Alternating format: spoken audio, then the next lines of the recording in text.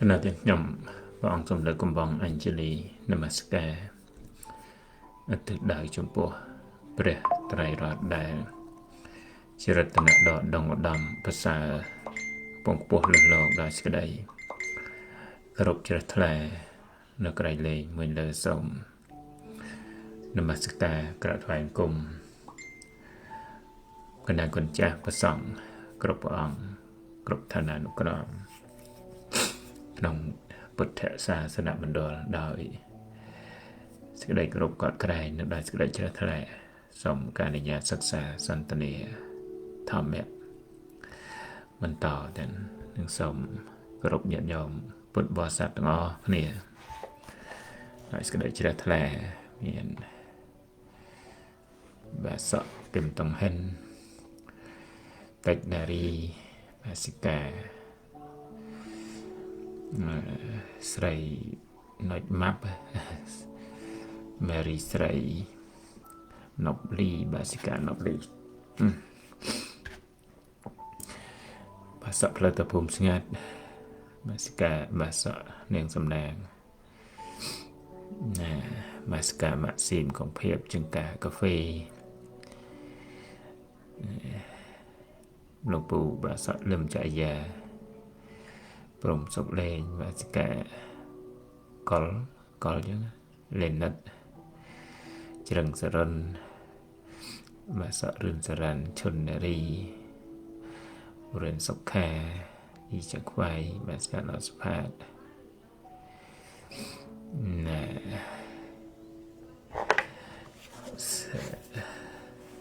nâng nhận dòng cảm tỷ lệ cảm tất cả khả nghĩa mà đã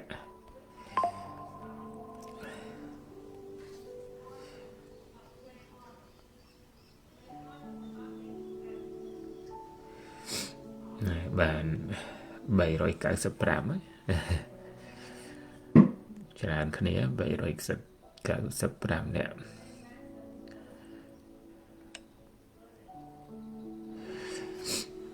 សូមគោរពញាតិញោមទាំងអស់គ្នាទាំង Telegram សូមបងអង្គការกับគុំដល់ព្រះសូមស្វាគមន៍គុំដល់អង្គសូមគោរពគុំបងប្អូនតាមញាតិរបស់គ្នាបាទសូមគោរពគ្រូសាធុសាធុ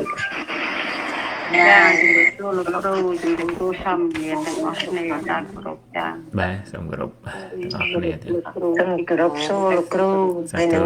សប្បុរសជនទាំងអស់សាធុសាធុ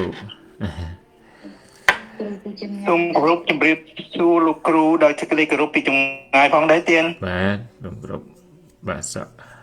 ហើយគេសូមគោរពលោកគ្រូពីចម្ងាយនិងធម្មយានទាំងអស់ចាបាទបាទស្កាហមសុគន្ធសូមគោរពជំរាបសួរលោកគ្រូពីចម្ងាយនិងសប្បុរសទាំងអស់បាទសូមគោរពបាទស្កាសូមគោរពជំរាបសួរលោកគ្រូជាទីគោរពនិងសូមគោរពធម្មយានសប្បុរសទាំងអស់ផងចាបាទសាធុសាធុ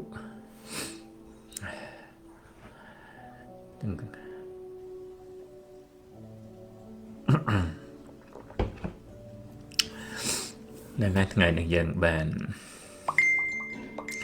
ឱកាសសិក្សាសន្ទនាធម្មៈ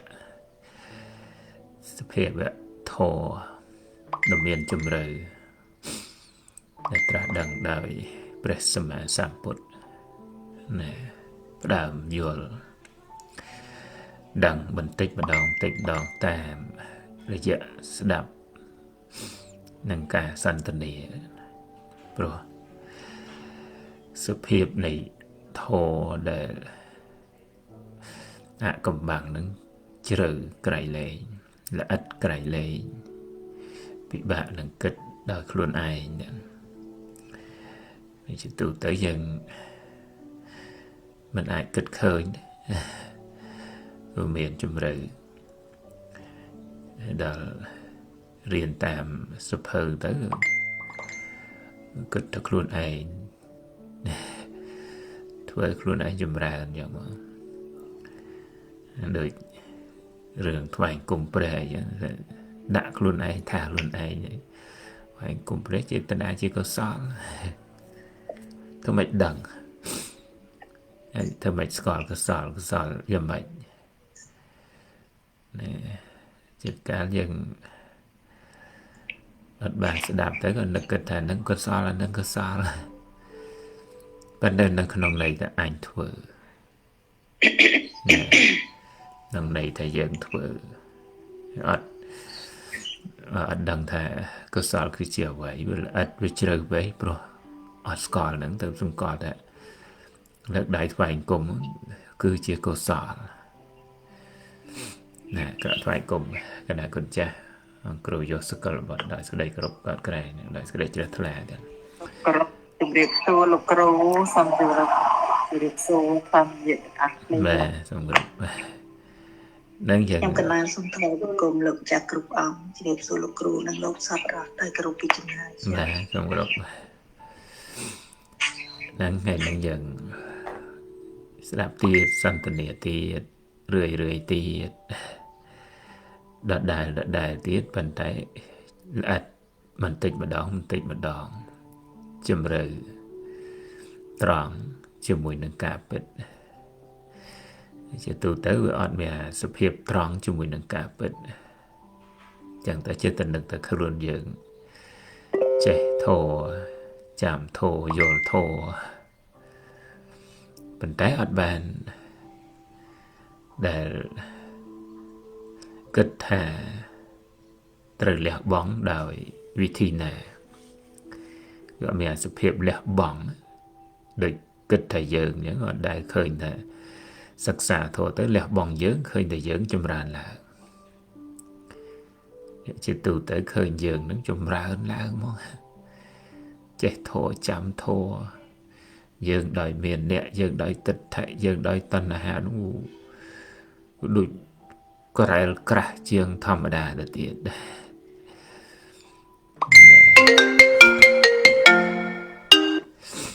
ở đôi ở dồn nó ở dồn đấy bởi vì mình về chụp ảnh nhà tu tịch thệ xong còn là sát bốc của tu luôn chẳng thể nghe thế thì nghe dồn bà ấy nhận dòng dồn bà nó chặt thà anh này vậy này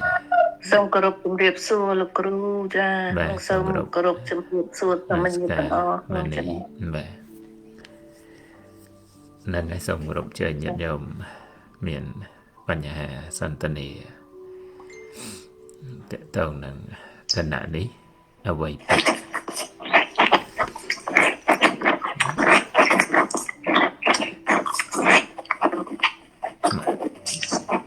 bà sẽ cả so sờ vặt đến bà xong rồi bà sẽ lại dòng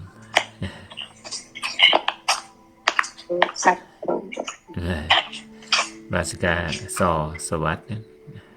được cha lục miền sầm nổi vậy cừu miền Văn Hà miền sầm nổi vậy nè miền snow ấy là cừu chạm sát đam để xài có phong ở đa hạt trà nữa chẳng bệnh nhớ là lư trầu màu nhá còn để sát thủ bé thế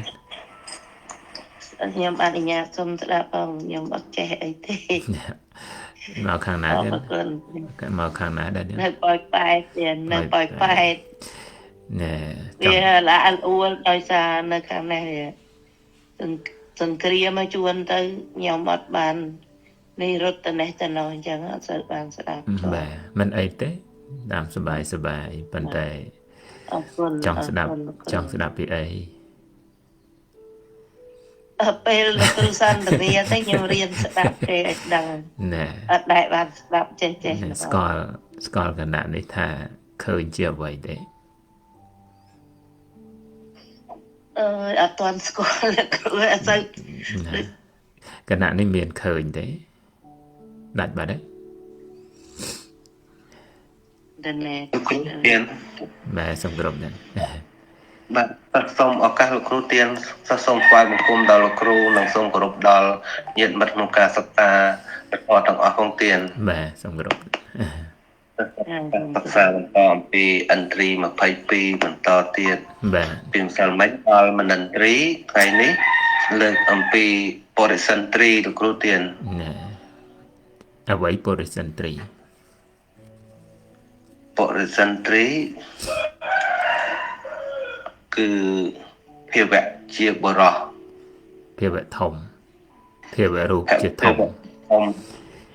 បាទជាបរោះទៀន ស្រីឬសំទោសជានាមធម៌ឬជារូបធម៌ ជារូបធម៌ ប្រុសជារូបធម៌ជ្រៅទេ បាទជ្រៅណាស់ទៀនសិស្សអត់យល់កន្លែងហ្នឹងច្បាស់សោះលោកគ្រូ ជ្រៅជ្រៅត្រង់កន្លែងណា ជ្រៅត្រង់ថារូបជាបរោះអត់យល់សិស្សអត់យល់លោកគ្រូជួយ អាហ្នឹងមិនជ្រៅប៉ុណ្្នឹងឯងព្រោះធម៌មានជំរឿធ្វើមិនយល់ អ្នកធម៌មានជំរឿឲ្យចង់យល់ធ្វើមិនយល់មែនណាយល់ថាភាវៈរូប ជាបរោះគ្រូសិស្ស ភាវៈហ្នឹងដែលយើងឃើញបាសក់សលឹងតែឃើញរូបឬឃើញប្រុសបាទភាវៈរូបជាប្រុសប៉ុន្តែឃើញភាវៈប្រុសភាវៈរូបហ្នឹងប្រកបឡើងថាប្រុសថាស្រីចឹងមែនឬមែន បាទ ប៉ុន្តែយើងមិនដែលឃើញថាជារូបទេយើងឃើញថាជាមនុស្សជាសត្វ គឺទៅ ណែជាទេវតា ជាមនុស្សហ្នឹង ទៅធម្មៈមានជំរឿតាមពិតបើអត់មានភាវៈរូបនឹងទេក៏មិនដឹងថាជាប្រុសអ្នកនោះជាអ្នកណាក៏មិនអាចដឹងបានប៉ុន្តែដល់ពេលដឹងគឺបាត់មកភាវៈរូបនឹងទៅនៅសល់ធាតុមនុស្សធាតុសត្វសំណក់ឈ្មោលអញ្ចឹងទៅមនុស្សប្រុសអញ្ចឹងទៅតាមពិតភាវៈរូបអត់មានសំណក់អត់មានមនុស្សអីទេឃើញល្អិតទេឃើញជ្រៅទេ អត់ជ្រៅណាស់ទៀនសិស្សកាលពីដើមយល់ថាភេទហ្នឹងដែលជាធម្មតាហ្នឹងថាជាបរោះជាស្ត្រីដល់ទៅពេលបានសិក្សាជាមួយលោកគ្រូទៅឃើញថាភាវៈដែលមានរូបជាបរោះដែលមានសាច់ដុំមានកម្ពស់ខ្ពស់ អានឹងលោក មានសក់មានអីអញ្ចឹងទៅ អានឹងអធិប្បាយប៉ុន្តែភាវៈរូបប្រកបឡើងជាប្រុសឬជាភាវៈរូប ជាភាវៈរូប ចាញ់ប៉ុន្តែអត់ដឹងទៅជាប្រុសចាគណៈដែលសម្គាល់ថាជាប្រុសគឺទិដ្ឋិវាមិនបញ្ញា ថែ ដល់បញ្ញាវាឃើញភាវៈរូបមិនមែនជាប្រុសមិនមែនជាស្រីតែភាវៈរូបប្រុសតែមនុស្សប្រុសអត់មានទេតែភាវៈរូបប្រកបឡើងជារូបមួយប្រភេទ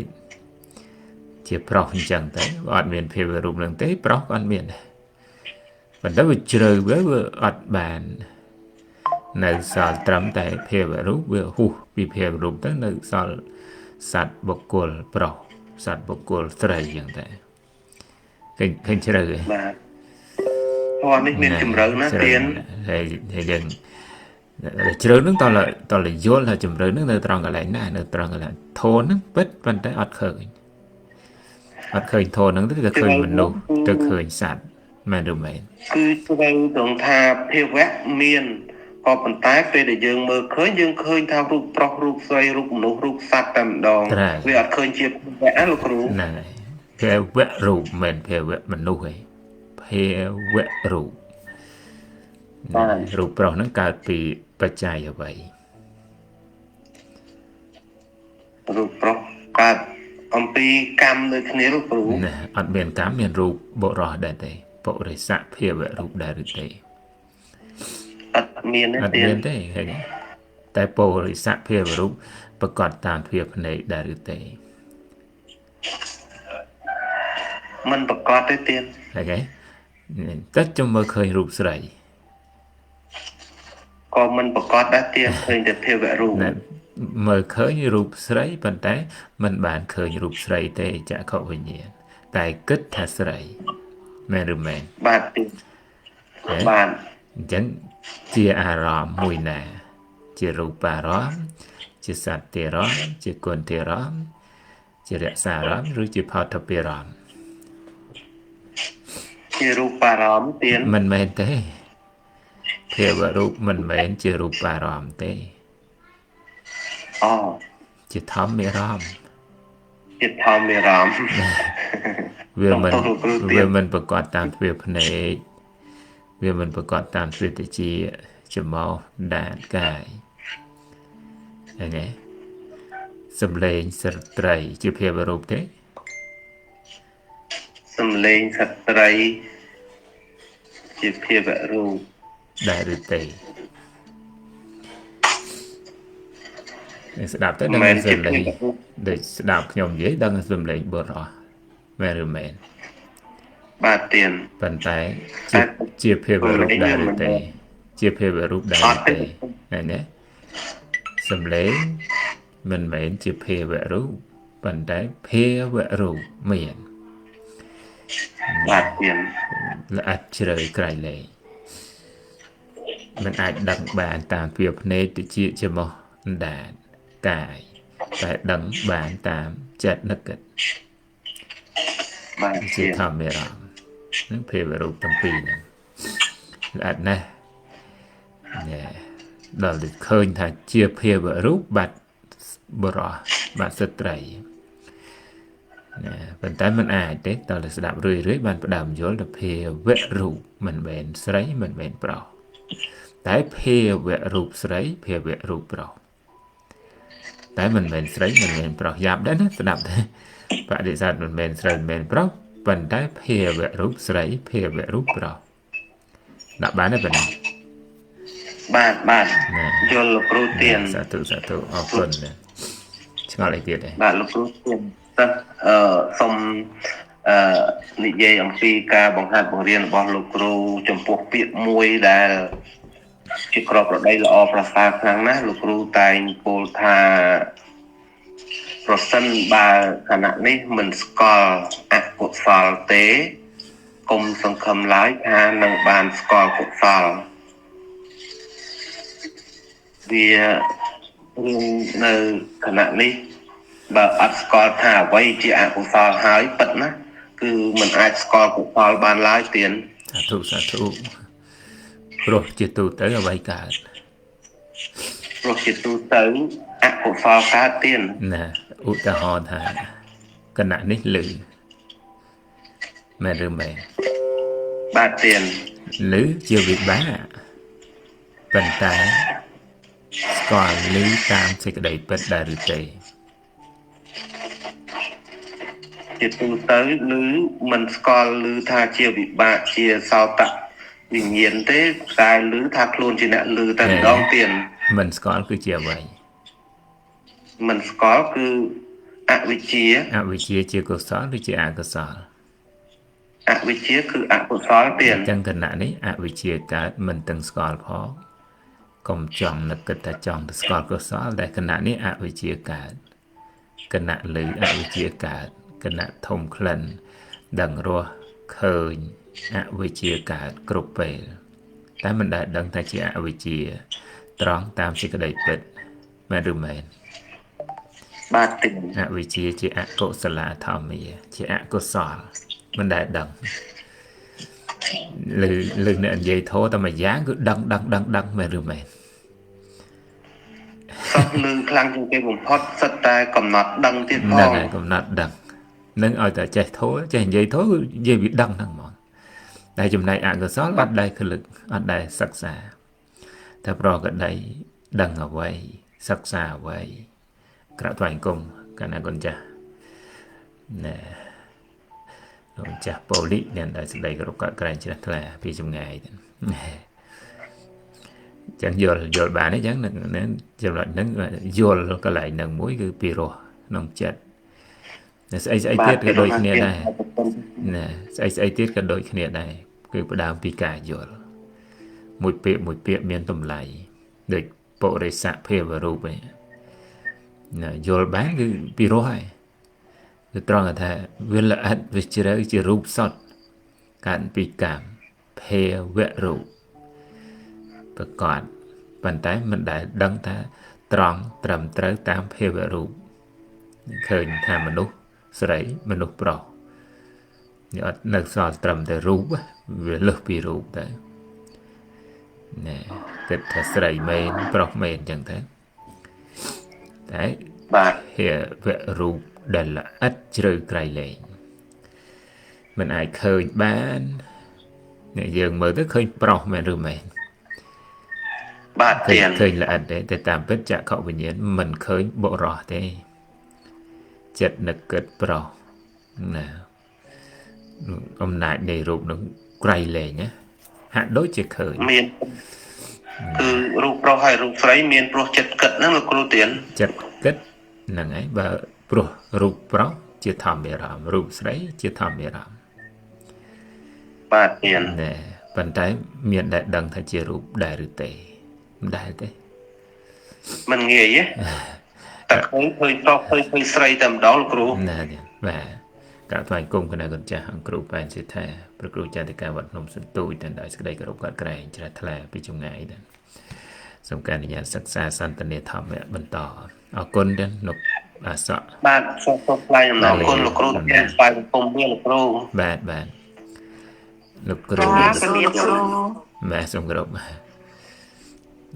បាទសក់វិចិត្រមុនណាលោកគ្រូវិចិត្រមុនគេចាំញាតិញោមបន្ត ខ្ញុំកណ្ណាសូមចាស់គ្រប់អង្គក្រុមទាំងសូមបាទគ្រប់ដល់លោកគ្រូជាទីគោរពនិងធម្មញាតិទាំងអស់ជាទីនៅកលិចក្នុងគណៈការអ4ការពិមសិលនេះអានពី លើកដាច់ហើយលើកដាច់ណែ ដាច់ លើកដាច់ដល់ងាកទៅកន្លែងណាបន្តិច អត់งั้น ងាកទៅខាងនេះខាងនោះបន្តិចទៅបាទណែជួនកាលអង្គុយចំកន្លែងអត់ បច្ច័យ អត់សេវាណែអង្គុយចំកន្លែងអត់សេវាតាក់ទៅអត់លឺណែចាំ ការម្សិលមិញហ្នឹងបានបាទបរិយាយលោកគ្រូបានសន្ទនានៅអវិជ្ជានិងសង្ខាររួមពីរអង្គនេះជាសង្ខេបទី1 ណែ ណែក៏នឹងអវិជ្ជាជាបច្ច័យដល់អសង្ខារកើតមានព្រោះអវិជ្ជាជាបច្ច័យនឹងក៏ ចាប់បានទេ បានយល់ចូលចិត្តខ្លះ ណែអវិជ្ជាជាធូលល្អិតជ្រៅទេ ណែជ្រៅណាស់លោកគ្រូ គណៈនេះមិនដែលដឹងថាជាអវិជ្ជាមែនឬមែន បាទលោកគ្រូ តែអវិជ្ជាកើត ឮមកក៏ តែគណៈនេះអវិជ្ជាកើតតែមិនដែលដឹងថាជាអវិជ្ជាយើងរៀនតែអវិជ្ជាក្នុងសភៅតែគណៈនេះមានអវិជ្ជាណែមានអវិជ្ជាទើបមានសង្ខារ បើពូលឲ្យជ្រៅបន្តិចទៀតថាអវិជ្ជាវាកើត 99.99% ប៉ុន្តែមិនដែលដឹងមែនឬមែន បាទបាទ បើ កុសលកើត 1% នេះច្រើនពេកផង ត្រង់កន្លែងហ្នឹងវាជាថាអវិជ្ជាយើងអាចថាច្រើនមែនប៉ុន្តែអាចវាជាថាអវិជ្ជាយ៉ាងម៉េចគណៈនេះ គណៈនេះគឺត្រង់លឺគណៈនេះហ្នឹងគឺខ្ញុំលឺតែហ្មងមិនមែនសតវិញ្ញាណពុទ្ធវនកិច្ចហ្នឹង ព្រោះអត់ស្គាល់សោតវិញ្ញាណកើត បាទលោកគ្រូ អាស្រ័យបច្ច័យអត់ដឹងទៅសម្គាល់ថាយើងលឺនេះដែលល្អិតជ្រៅអវិជ្ជាតាមពិតមានអវិជ្ជាបច្ចុប្បន្នហើយ គ្រប់គណៈ តទី2សង្ខេបទី2វិញ្ញាណ នាមរូបសលយតនៈភាសៈវេទនា5អង្គហ្នឹងជាសង្ខេបណាទី2 សង្ខេបទី2 ហើយវិញ្ញាណណា វិញ្ញាណមកទៅ មានអង្គដល់5វិញ្ញាណក្នុងទីនេះมันបានដល់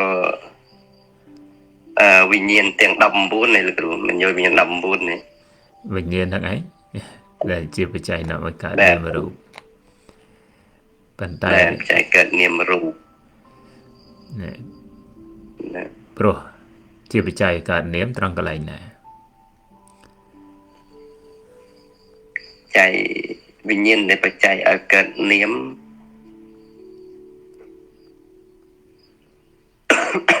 បានន័យថាចេតសិកកើតរួមជាមួយបាទនាមក្នុងទីនេះយកចេតសិកមែនទេគ្រូ បាទចេតសិកកើតរួមជាមួយហ្នឹង បាទ ហើយដល់រូបបានន័យថារូបណាដែលកើតពីចិត្តជាសមុទ្ឋានយ៉ាងទៅមានកណ្ដាហ្នឹងដោយកម្មច្ចរូបឬក៏បដិសន្ធិកម្មច្ចរូបមិនរាប់យកដែរតែចិត្តតច្ចរូបរូបដែលកើតពីចិត្តហ្នឹងគឺពេលចិត្តនឹងកើតឡើងរូបនឹងកើតរលត់ព្រោះអាស្រ័យចិត្តណានាមចិត្តជាបច្ច័យដល់នាមគឺចេតសិកកើតរួមជាមួយជាបច្ច័យដល់រូបដែលអាស្រ័យចិត្តកើតឬក៏រូបកើតពីកម្មនាមរូបគណៈនេះមិនយកអានាមរូបដែលបរិសន្ធិដំបូងទេលោកគ្រូអាហ្នឹងមួយអាហ្នឹងក្នុងគណៈបរិសន្ធិ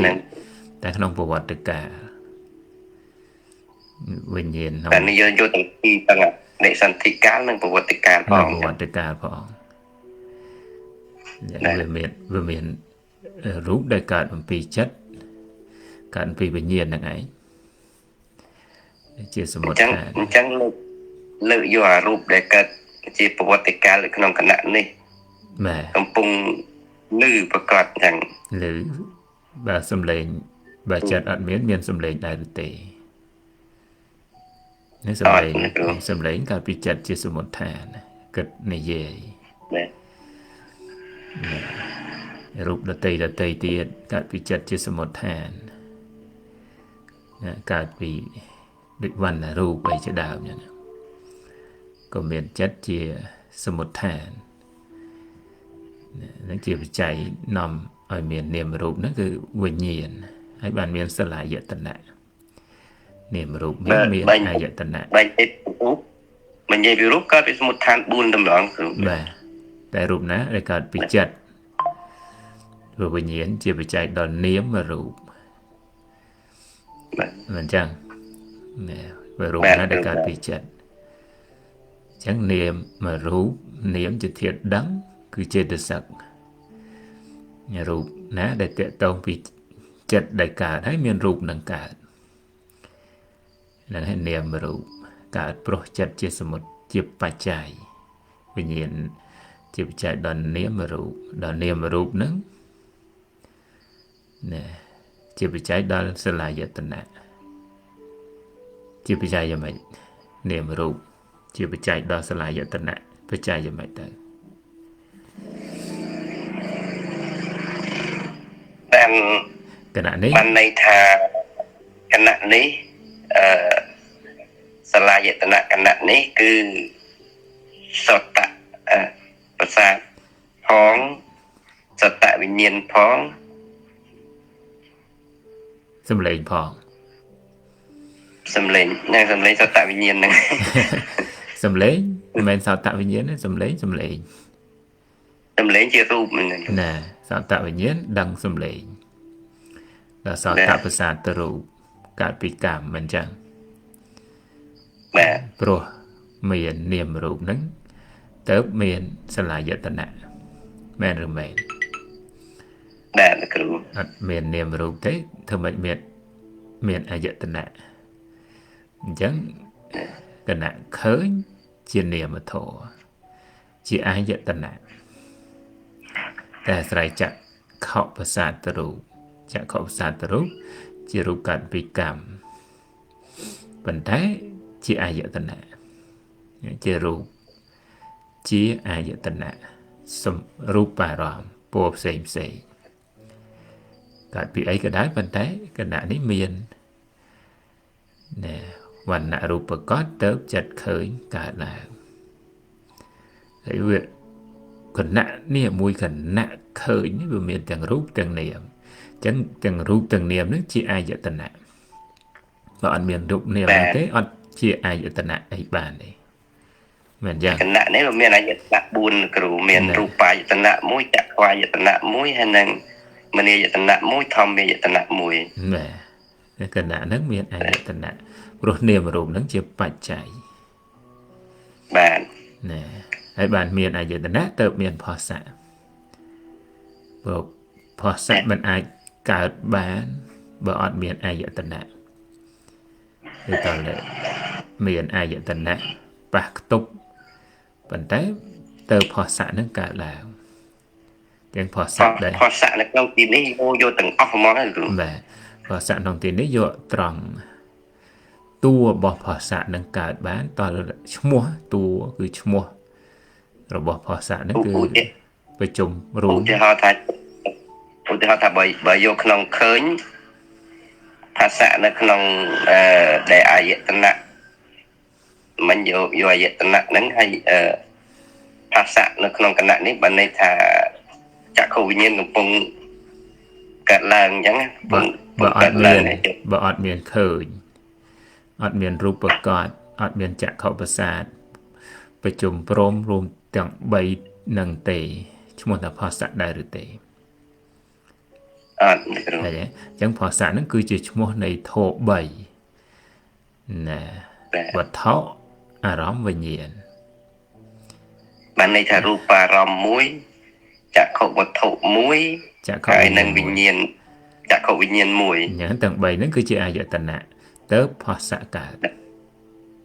បាទ បើអត់មានអាយតនៈនឹងទេផស្សៈកើតមិនបានទេ បាទ ណាតែអាប្រជុំរួមទាំង3ហ្នឹងឈ្មោះថាផស្សៈអញ្ចឹងអត់មានអា3នឹងប្រជុំរួមទេមិនឈ្មោះថាផស្សៈទេអញ្ចឹងផស្សៈកើតព្រោះសលយតនៈជាបច្ច័យគណៈនេះឯងអត់គណៈដតីទេ តែទៅលើគណៈនេះបានយល់ថានិយាយអត់យល់ទេ អត់ទេបានមានវេទនាបើអត់មានផស្សៈមានវេទនាដែរឬទេ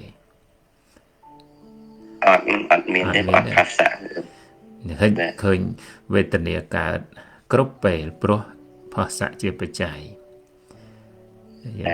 សិក្សាទៅដូចយល់តែឃើញធម្មៈមានជំរឿឯង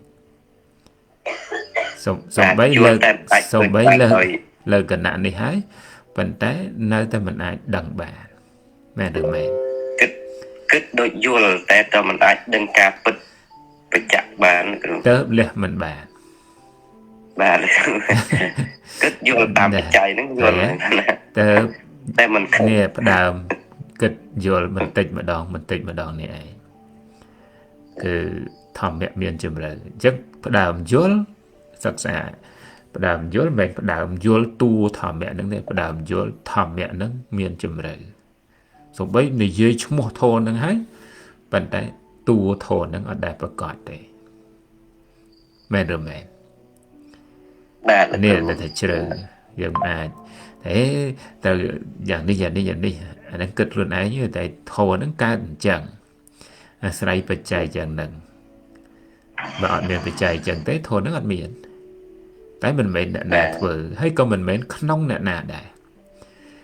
តែយើងសិក្សាទៅឲ្យវានៅត្រង់តែធម៌កើតព្រោះបច្ច័យវាមិនមែនក្នុងភ្នែកយើងអីទេក្នុងភ្នែកអ្នកដតីអីទេអត់ទេតែធម៌គណៈនេះកើតព្រោះបច្ច័យបដិច្ចសមុប្បាតអាស្រ័យគ្នានឹងគ្នាទៅកើតអត់មានមួយទេមួយអត់កើតបានទេមិនចឹងអត់មានវិញ្ញាណនាមរូបអត់មាននាមរូបអត់មានសលយតនៈអត់មានសលយតនៈអត់មានផស្សៈអត់មានផស្សៈវេទនាកើតមិនបានអញ្ចឹងវេទនាព្រោះអាស្រ័យផស្សៈតែធ្វើមិនដឹងថាផស្សៈគណៈនេះអត់សិក្សាអត់សន្ទនាទេគិតទៅបានទៅណានិយាយទាំងអត់ដឹងហ្នឹងតែវេទនាកើតព្រោះអាស្រ័យណែវេទនាអាស្រ័យផស្សៈប៉ុន្តែមិនដឹងថាផស្សៈគឺអីមែនទេជានាមធម៌ឬជារូបធម៌មិនតែចេះនិយាយចេះសូត្រឲ្យប្រែទៀតខ្ញុំមកចេះគួរឲ្យមិនដឹងថាម៉េចទេ ណែតែផស្សៈជារូបឬជានាម បាទ ផស្សៈជារូបឬជានាម អង្គស័កជានាមគ្រូ ហើយផស្សៈជានាមជាចេតសិកណែគណៈដែលកើតដឹងថាផស្សៈត្រង់តាមសេចក្តីពិតដែរឬទេ អត់ដែលឃើញមុខចេតសិកមិន ឃើញជ្រៅ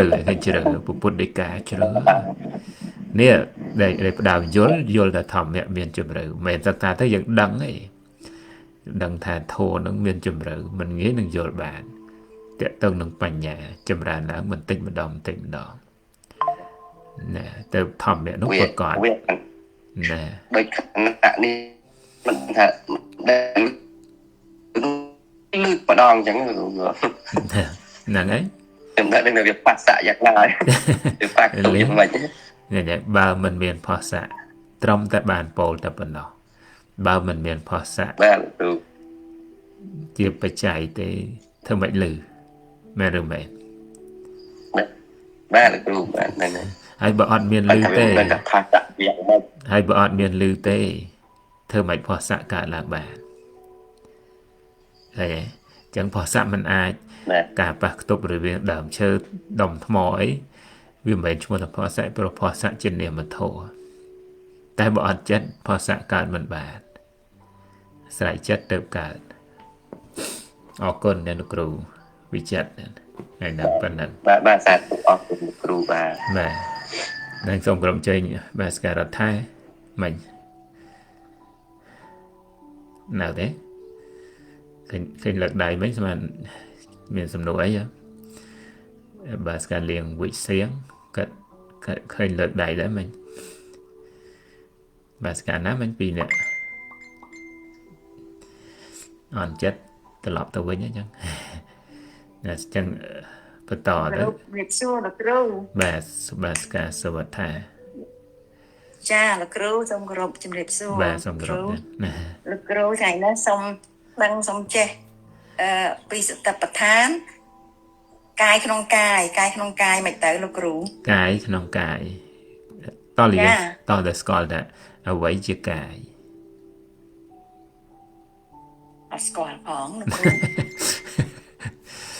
ណែតតែស្គាល់ថាខណៈនេះអ្វីកាយលោកដៃប៉ះជង្គង់មើលប៉ះកាយឬប៉ះអ្វី ប៉ះរឹងលោកគ្រូ ណែរឹងជាជង្គង់ឬរឹងជាកាយ រឹងជាឆ្អឹងលោកគ្រូ រឹងជាឆ្អឹង រឹងជាធាតុអ្វីជាលក្ខណៈរបស់អ្វី ដីលោកគ្រូ ណែរឹងជាលក្ខណៈរបស់ធាតុដីអញ្ចឹងរឹងជង្គង់ទេរឹងឆ្អឹងទេ រឹងមិនមែនជាគង់ទេ អញ្ចឹងរឹងនៅក្នុងជង្គង់ដែរឬទេអញ្ចឹងរឹងនៅក្នុងជង្គង់ដែរឬទេ រឹងអត់មាននៅក្នុងជង្គង់ទេ អញ្ចឹងរឹងនៅក្នុងទីណារឹងនៅក្នុងទីណា ពេលស្ទាបទៅប៉ះលោកគ្រូ រឹងនៅក្នុងទីណា រឹងអត់មាននៅក្នុងទីណាទេលោកគ្រូ តែកើតព្រោះអាស្រ័យបច្ច័យមែនឬមែន ចាលោកគ្រូ បើរឹងមិនប្រកបបើរឹងមិនប្រកបដឹងរឹងកើតទេ ចាអត់ទេលោកគ្រូ អញ្ចឹងដឹងរឹងគឺជារឹងទេ ដឹងរឹងជារឹង មែនទេចាដឹងរឹងជានាមធម៌រឹងជារូបធម៌មែនឬមែន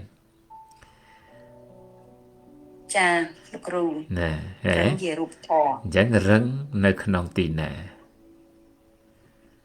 អត់មាននៅក្នុង អត់ ទី មាន ណា នៅ ទេ ក្នុងទីណាទេកើតព្រោះអាស្រ័យបច្ច័យរលត់ទៅវិញតន់ពេលចារឹងអត់នៅក្នុងទីណានេះឯងរឹងនេះឯងឈ្មោះថាកាយក្នុងកាយអត់នៅក្នុងទីណាទេយល់នៅ អត់យល់ដែរអត់ទេលោកគ្រូអត់យល់ បើ រឹង រឹង អត់មាននៅក្នុង ជាស ទី ត្វ ណា រឹងជាសត្វទេ អត់ទេលោកគ្រូ រឹងជាយើងទេ អត់ទេ រឹងជាអ្នកដតីទេ ចាអត់ទេលោកគ្រូ រឹងជាអ្វី រឹងជាមិនលោកគ្រូនិយាយរឹងជារូបធម៌ រឹងជារឹងរឹងជារឹង រឹងជារឹង ហេកាយក្នុងកាយអត់មាននៅក្នុងអ្នកណាទេមានត្រឹមតែរឹងកើតឡើងមួយខណៈហើយក៏រលត់ទៅតន់ពេលស្គាល់រឹងថាជាកាយយ៉ាងនេះត្រង់តាមសេចក្តីពិតដែរឬទេ ច នៅតែអត់តាន់យល់លោកគ្រូបើ ស្គាល់ រឹង កុំឲ្យគិតពីរឿងសតិប្បដ្ឋានគិតពីសំណួរស្គាល់ ចា ថារឹងជាធម្មៈតាមសេចក្តីពិតដែរឬទេ ចាលោកគ្រូ ហេ ទើបដឹងថាលោកគ្រូមូលហ្នឹងចា ណែហេគិតថារឹងជាធម្មៈជារូបធម៌មែនឬមែន ចា រឹងជាបរមត្តជាតុកទេ រឹងមិនមែនជាតប់ទេ ណែលោកដៃប៉ះរឹងឬប៉ះតុក ប៉ះតប់ ថាតុកអញ្ចឹងរឹងនៅក្នុងតុកឬរឹងនៅក្នុងទីណា រឹងមិននៅក្នុងទីណាទេលោក ឃើ គ្រូ ញទេអញ្ចឹងរឹងគណៈនេះជារូបធម៌បាកតទៅចិត្តដឹងរឹងកើតមែនឬមែន ចា ពីលោកគ្រូ បាទ ចាលោកគ្រូ ណែយល់បានទេអញ្ចឹងរឹងជាធម្មៈទេ យល់បានហើយក្នុងពេលនេះលោកគ្រូ រឹងជាធម្មៈទេរឹងកំតន់ ចារឹងជាធម្មៈ ជាធម្មៈប្រភេទណា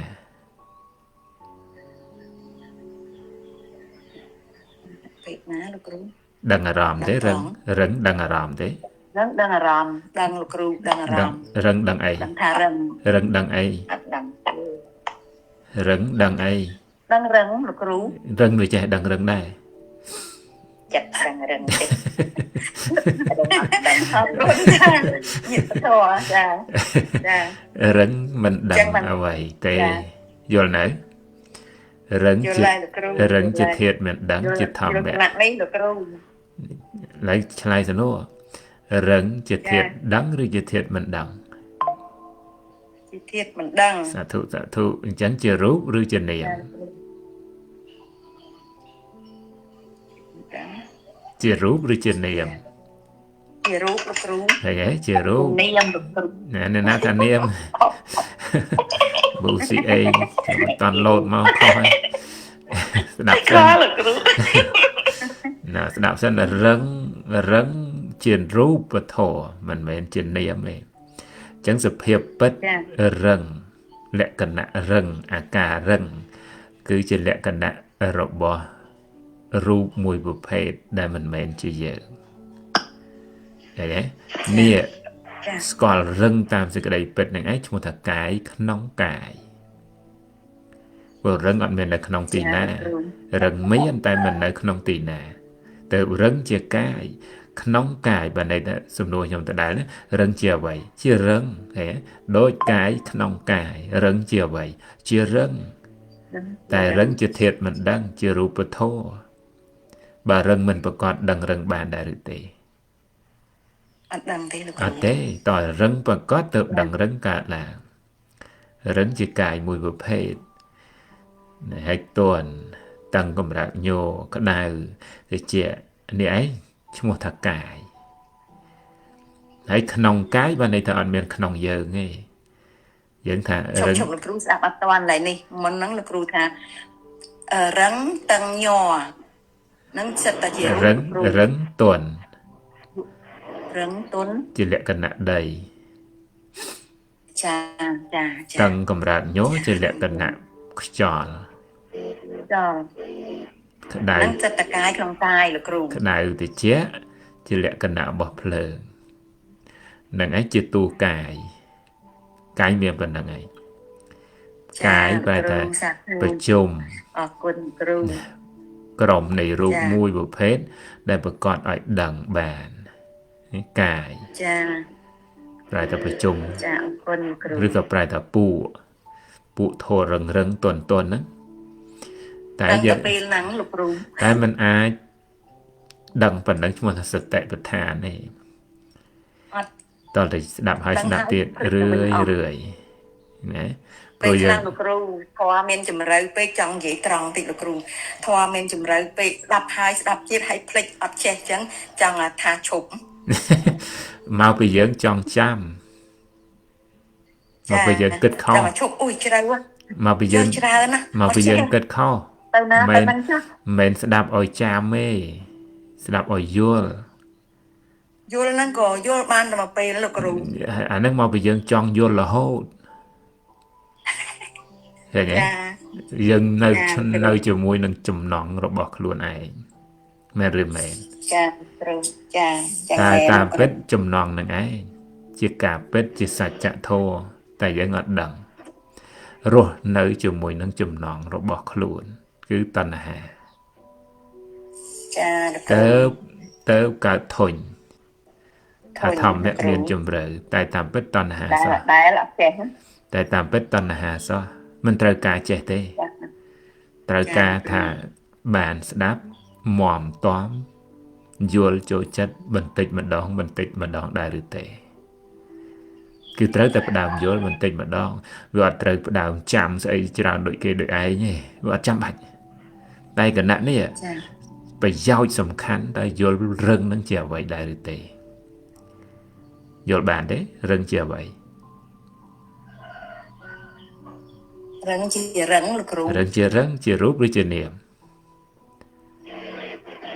ជារូបលោកគ្រូ ជាធម្មៈទេ ជាធម្មៈលោកគ្រូ ណែបានន័យថាម៉េចរឹងមានពិត បានចារឹងមានពិត ណែ បានដឹងថារឹង ណែរឹងមានពិតប៉ុន្តែសេចក្តីពិតរបស់រឹងនៅត្រង់កន្លែងណា អត់មាននៅកន្លែងណាទេ អត់ទេសេចក្តីពិតស្ដាប់សនោសភាពពិតសច្ចធម៌ណែធម្មៈបានន័យថាអ្វីជាការពិតរបស់រឹង អត់ដឹងលោកគ្រូ គឺការរលត់ កើតហើយបិទវិញចាកើត ចាសាធុ ណែ ញាតិ ការរលត់ លោកគ្រូ តែមិនឲ្យយកចាំទេណាឲ្យយល់ថាសេចក្តីពិតនៃរឹងគឺការរលត់អត់នឹកគិតទៅអញចងចាំទេអត់ទេតែយល់បានដែរឬទេថាសភាពពិតអាការៈដែលពិតរបស់ធាតុរឹងគឺការរលត់នេះជាសច្ចធម៌ដាក់បានដែរ ចាលោកគ្រូអរគុណលោកគ្រូស្ដាប់បាន នេះសំខាន់ណាអត់ត្រូវការចងចាំអីច្រើនទេតែគណៈនេះធម្មៈកើតព្រោះអាស្រ័យបច្ច័យឃើញទេបើអត់ស្ដាប់ទេបានគិតធាតុរឹងជាធម្មៈដែរឬទេ អត់បានគិតថាចឹកផងលោក អ គ្រូ ញ្ចឹងគណៈនេះគិតធម្មៈទេ គិតធម្មៈអាយ អ លោក ញ្ចឹង គ្រូ ព្រោះតែស្ដាប់វាចាកការស្ដាប់មិនអាចមានផ្លូវដតីទៀតទេតែការស្ដាប់មួយគណៈសូម្បីមួយពាក្យនេះជាប្រយោជន៍សម្រាប់ជីវិតដែលកំពុងរស់នៅមានតម្លៃព្រោះផ្ដើមយល់ការពិតប៉ុន្តែមិនមែនការពិតនោះមានតែមួយទេគឺក្រៃលែងល្អិតជ្រៅក្រៃលែងណាស់បើវាចាកការស្ដាប់សន្តានានេះហើយអត់មានផ្លូវទេអត់មានផ្លូវជាដាច់ខាតណា ដូចពាក្យធម្មៈការរលត់ចឹងលោកគ្រូស្ដាប់លោកគ្រូពី3សប្តាហ៍កន្លងមកហើយប៉ុន្តែស្ដាប់ហើយថាគណៈនេះថាស្ដាប់បានយល់បានប៉ុន្តែពេលលោកគ្រូសួរមកណាំទៅបាត់ មិនអ្វីកើតយល់ទេអ្វីកើតមកពីយើងនឹកគិតថាត្រូវតែចេះត្រូវតែចាំត្រូវតែយល់មែនឬមែន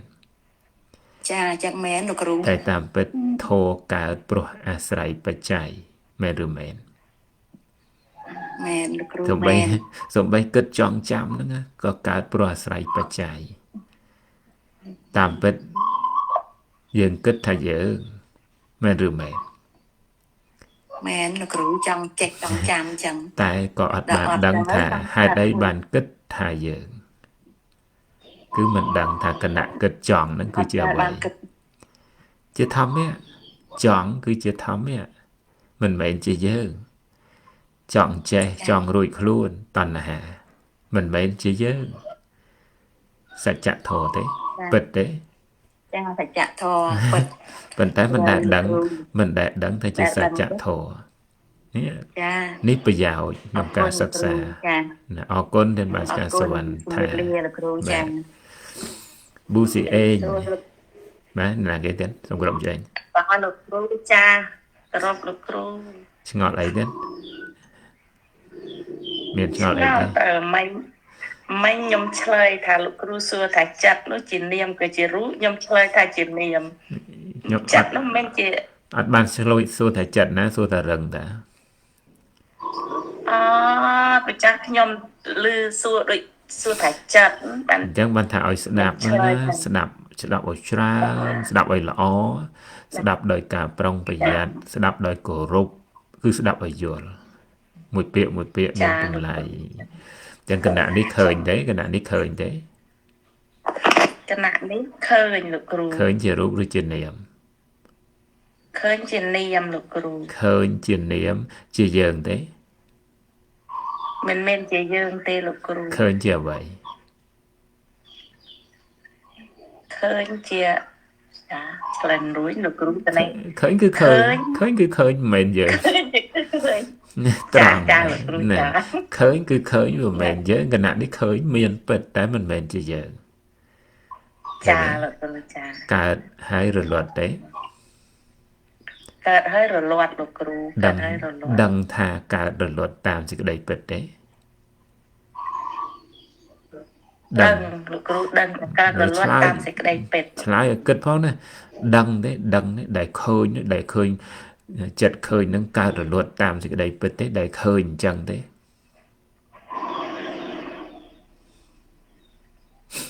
ឃើញថាឃើញមិនឃើញថាអត់ឃើញថាឃើញណាហ្នឹងខុសមែនឬមែនដែលឃើញទេដែលឃើញទេដែលឃើញវាកើតរលត់ទេ អត់ឃើញទេលោក សា គ្រូ ធុនេះត្រូវការចម្លើយហ្នឹងឯង ចាលោក តែរៀនតាមពុទ្ធដីកាព្រះអង្គត្រាស់សម្ដែងថាឃើញការរលត់ប៉ុន្តែវាជ្រៅយើងមិនអាចដឹងបានទៅថាយើងឃើញមែនឬមែន ចាលោកគ្រូចា ណានឹងសំខាន់វាមិនមែនតោះតែយើងឃើញទេសំខាន់ត្រង់ដែរឬទេហេយើងកុហកតាំងពីប្រហែលរយអសង្ខ័យជាតិមកហើយកុហករហូតកុហករហូតណាកុហកថាដឹងតែតាមពេលអត់ដឹងផងណាមែនឬមែន ចា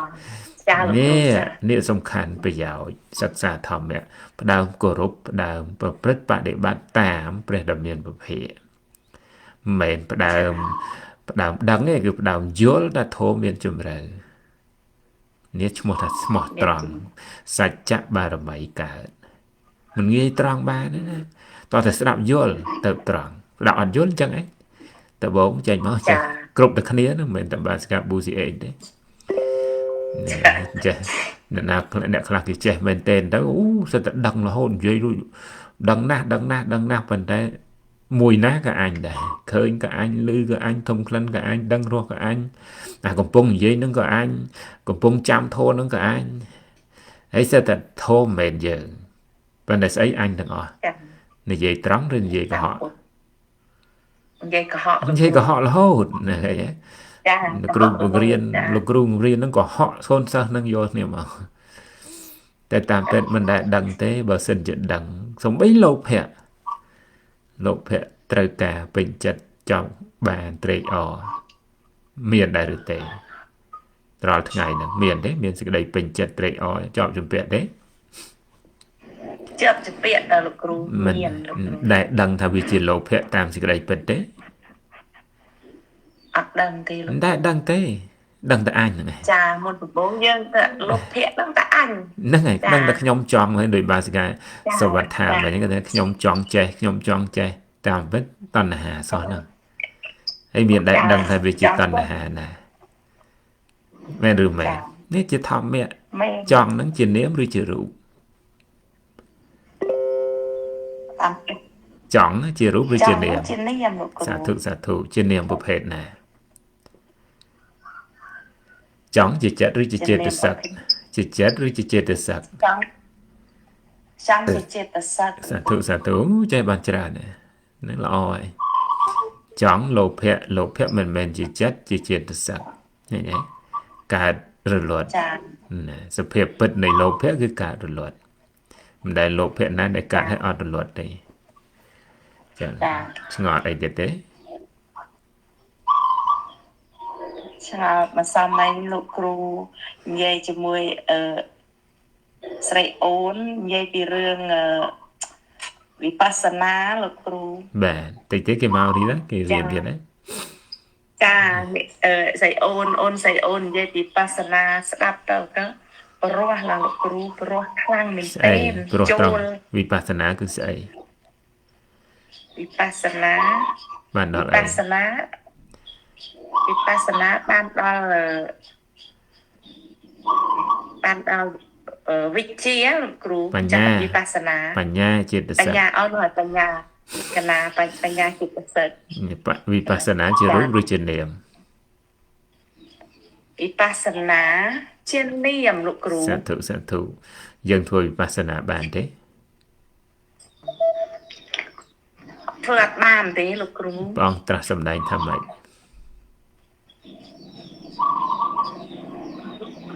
អត់ចេះលោកគ្រូត្រង់នេះ សព្វេធម្មអនត្តា សអចា នេះជាពុទ្ធដីកាគ្រប់ធម្មៈទាំងអស់សព្វេធម្មអនត្តាសព្វេទាំងឡាយទាំងពួងបាលីថាសព្វេ ចា អញ្ចឹងធ ចឹង ម៌ ធ្វើមានលោកគ្រូ ធម៌ហ្នឹងឯងធម៌ណាដែលកើតហ្នឹងធម៌ហ្នឹងឯង ចា ជាអនត្តា គឺជាពុទ្ធដីកាព្រះអង្គត្រាស់សម្ដែងបើសម្ដែងធម៌ហ្នឹងថាយើងធ្វើអាហ្នឹងមិនមែនពុទ្ធដីកាតែធម៌កើតព្រោះអាស្រ័យបច្ច័យសូន្យចាកខ្លួនសូន្យចាកវត្ថុជារបស់ខ្លួននេះជាពុទ្ធដីកាសូម្បីពាក្យថាវិបស្សនាគឺជាអ្វីជានាមធម៌ប៉ុន្តែធ្វើកិច្ចឃើញហ្នឹងមិនមែនឃើញដូចភ្នែកឃើញរូបទេឃើញដោយការយល់អញ្ចឹងបាស្កាប៊ូស៊ីអេគឺផ្ដើមស្ដាប់យល់នេះជាប្រយោជន៍ ចា មិនកំពុងស្ដាប់យល់ហ្នឹងវិបស្សនាផ្សេងការយល់ហ្នឹងផ្សឹងឯងផ្ដើមពីការយល់នេះឯងទៅមានវិបស្សនាផ្ដើមយល់នាមរូបគណៈនេះឯងនាមរូបបរិច្ឆេទញ្ញាណឃើញទេញាណទី1កើតដែរកំណត់ដឹងនៅនាមរូបបើអត់មាននាមរូបបរិច្ឆេទញ្ញាណទេឃើញនាមរូបមិនទៀងយ៉ាងម៉េចទៅឃើញអ្វីដែលមិនទៀងបើមិនបានស្គាល់នាមរូបគណៈនេះទេឃើញទេ ឃើញអ្វីក៏អត់ទៀងដែរលោកគ្រូ ឃើញអ្វីក៏អត់ទៀងឃើញដោយការគិតថាឬក៏ឃើញដោយបច្ចៈលក្ខណៈមិនទៀងតាមសេចក្តីពិត ឃើញដោយបច្ចៈលក្ខណៈតាមសេចក្តីពិតថាមិនមាន បច្ចៈយ៉ាងម៉េចទៅបច្ចៈយ៉ាងម៉េចទៅស្អីទៅមិនទៀងហ៎ អីទៅដែលថាមិនទៀង គឺកើតរលត់អីលោក ស្អីកើតរលត់ដឹងហើយតែស្អីកើតស្អីរលត់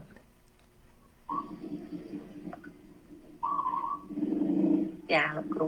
ណា ឆ្លើយអត់រួចទេលោកគ្រូ ឆ្លើយអត់រួចអានឹងអត់ដឹងហើយហើយថាដឹងឃើញទេ ចាអត់ដឹង ណែ ចាអត់ដឹង មិនអាចមិនមែនជាវិបស្សនាមិនមែនជាវិបស្សនាតែថាបានតែថាទាំងអត់ដឹងអ្វីដែលមិនទៀងគិតមើលអ្វីដែលមិនទៀង តែមិនទៀង ធោដែលរលត់បើអត់កើតរលត់ទេ អត់កើតរលត់លោកគ្រូ អត់កើតរលត់ គឺ បើវាអត់កើតមានរលត់ទេ មិនបើវាអត់កើតក៏វាអត់រលត់ដែរ អញ្ចឹងស្អីកើត បើ គណៈ កើត នេះ ហើយក៏រលត់ដែរលោក អ គ្រូ ញ្ចឹងគណៈនេះស្អីកើតវាតលតែមានស្អីមួយបច្ចកតជាសច្ចធម៌អញ្ចឹងស្អីកើតគណៈនេះ ស្អីកើតកណ្ណៈនេះ គិតទេកំពុងគិតឆ្លើយសំណួរទេ កំពុងគិតលោកគ្រូ គិតនឹងជាបាសិកាប៊ូស៊ីអេងទេ គិតនេះបើសិនមិនបានរៀនថាខ្ញុំនៃលោកគ្រូដល់ពេលបានរៀនគឺតោះថាមិនមែន គិតនឹងគឺជាអ្វីជាសច្ចធម៌ទេ គិតនេះជាសច្ចធម៌លោក ជានាមធម៌ឬជារូបធម៌ ជានាមធម៌លោក ឃើញ គ្រូ ទេដែលដឹងថាគិតជានាមធម៌មិនមែនជាយើងទេ ចាមិនមែនជាយើង ដែលគិតទេដាក់ស្ដាប់សំណួរដែលគិតថា អត់ដែលគិតទេលោកគ្រូអត់ដែលគិតសោះ តើដឹងថាអញគិតមែនឬមែន ចាលោកគ្រូចា អញ្ចឹងគណៈនឹងអ្វីកើត គណៈនេះ អវិជ្ជាកើត អវិជ្ជាលោកគ្រូ អវិជ្ជាកើតព្រោះដឹងថាអញគិត មែនឬមែន ចា